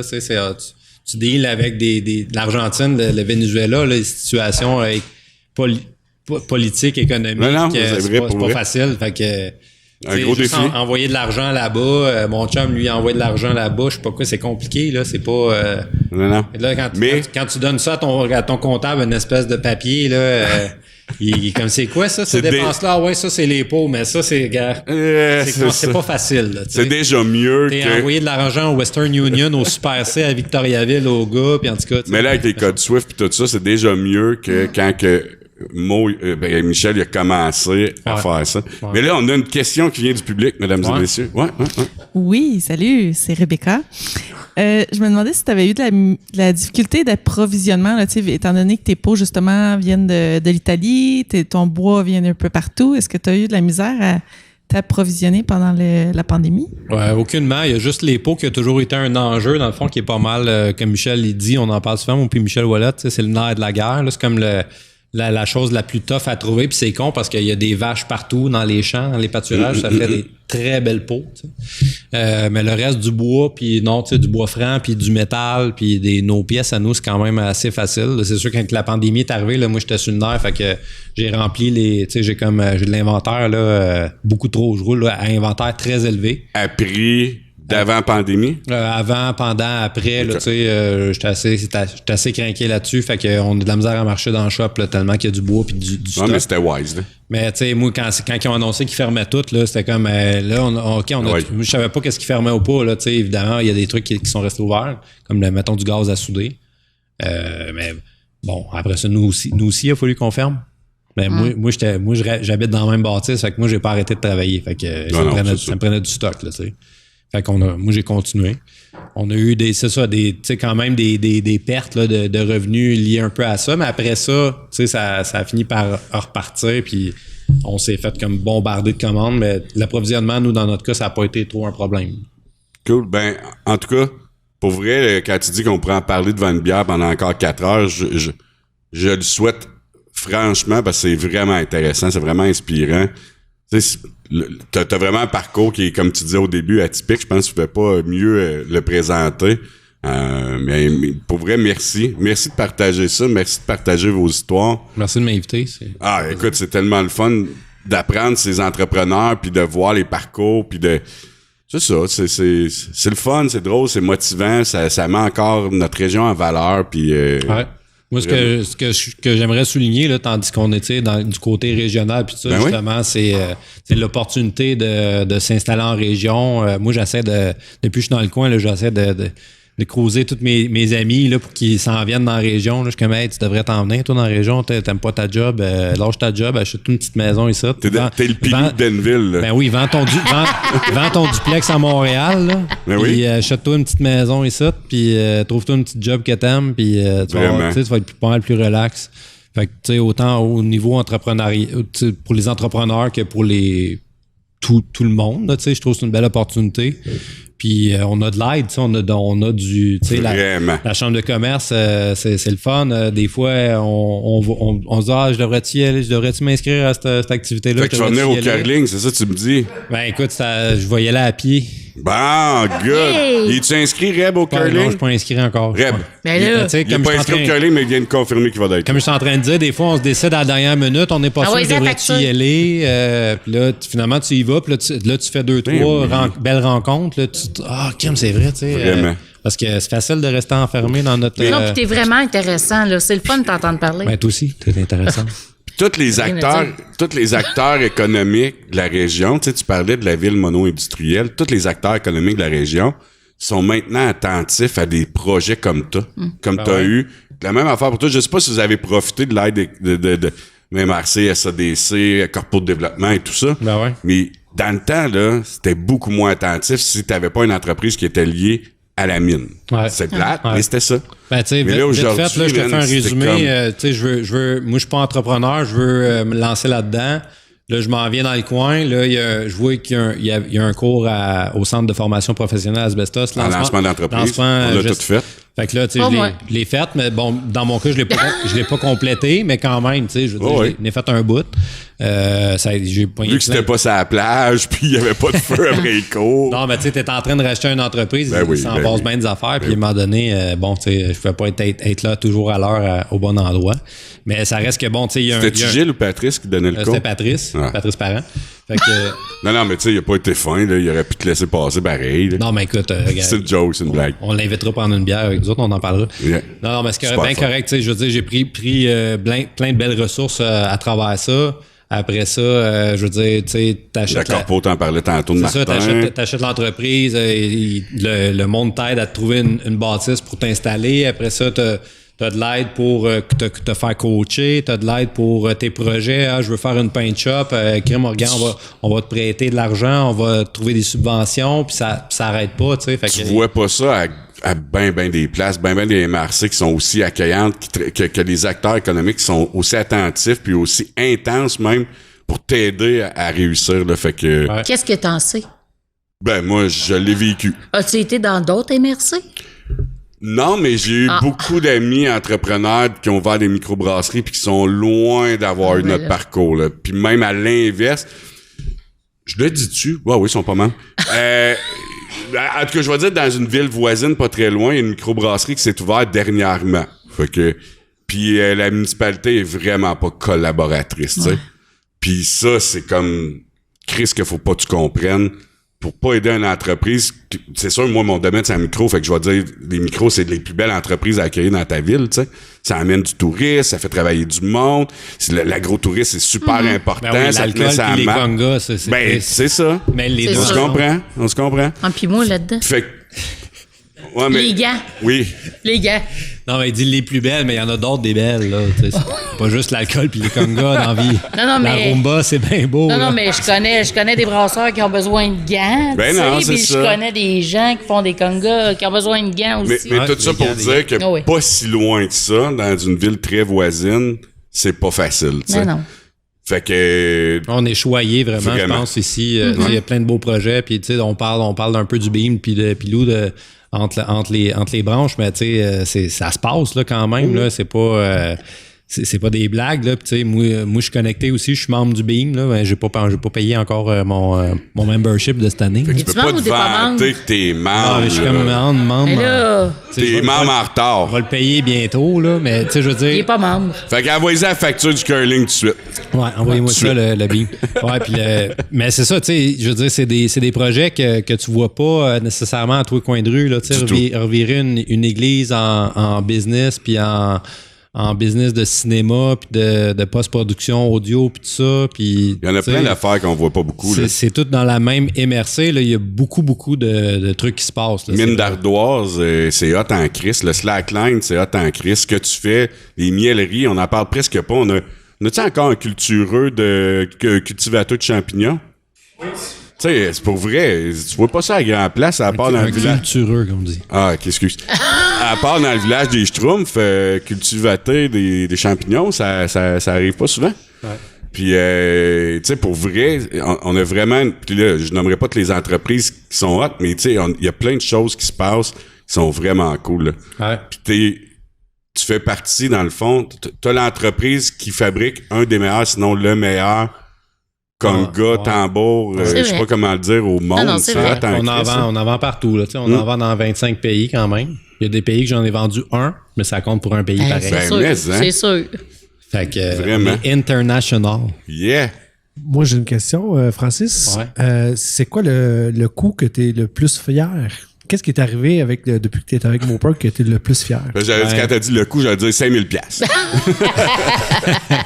Ben, je dirais la collaboration avec des artistes, justement, là, d'ailleurs. En fait, non, les artistes en général, je dis d'ailleurs, mais des artistes locaux aussi. Donc, ça, c'est vraiment c'est une fierté. Tu sais, au Québec, on a Mélissa Lavergne, qui est percussionniste sur Belle et Bomme depuis 20 ans presque, puis qui est maintenant co-animatrice.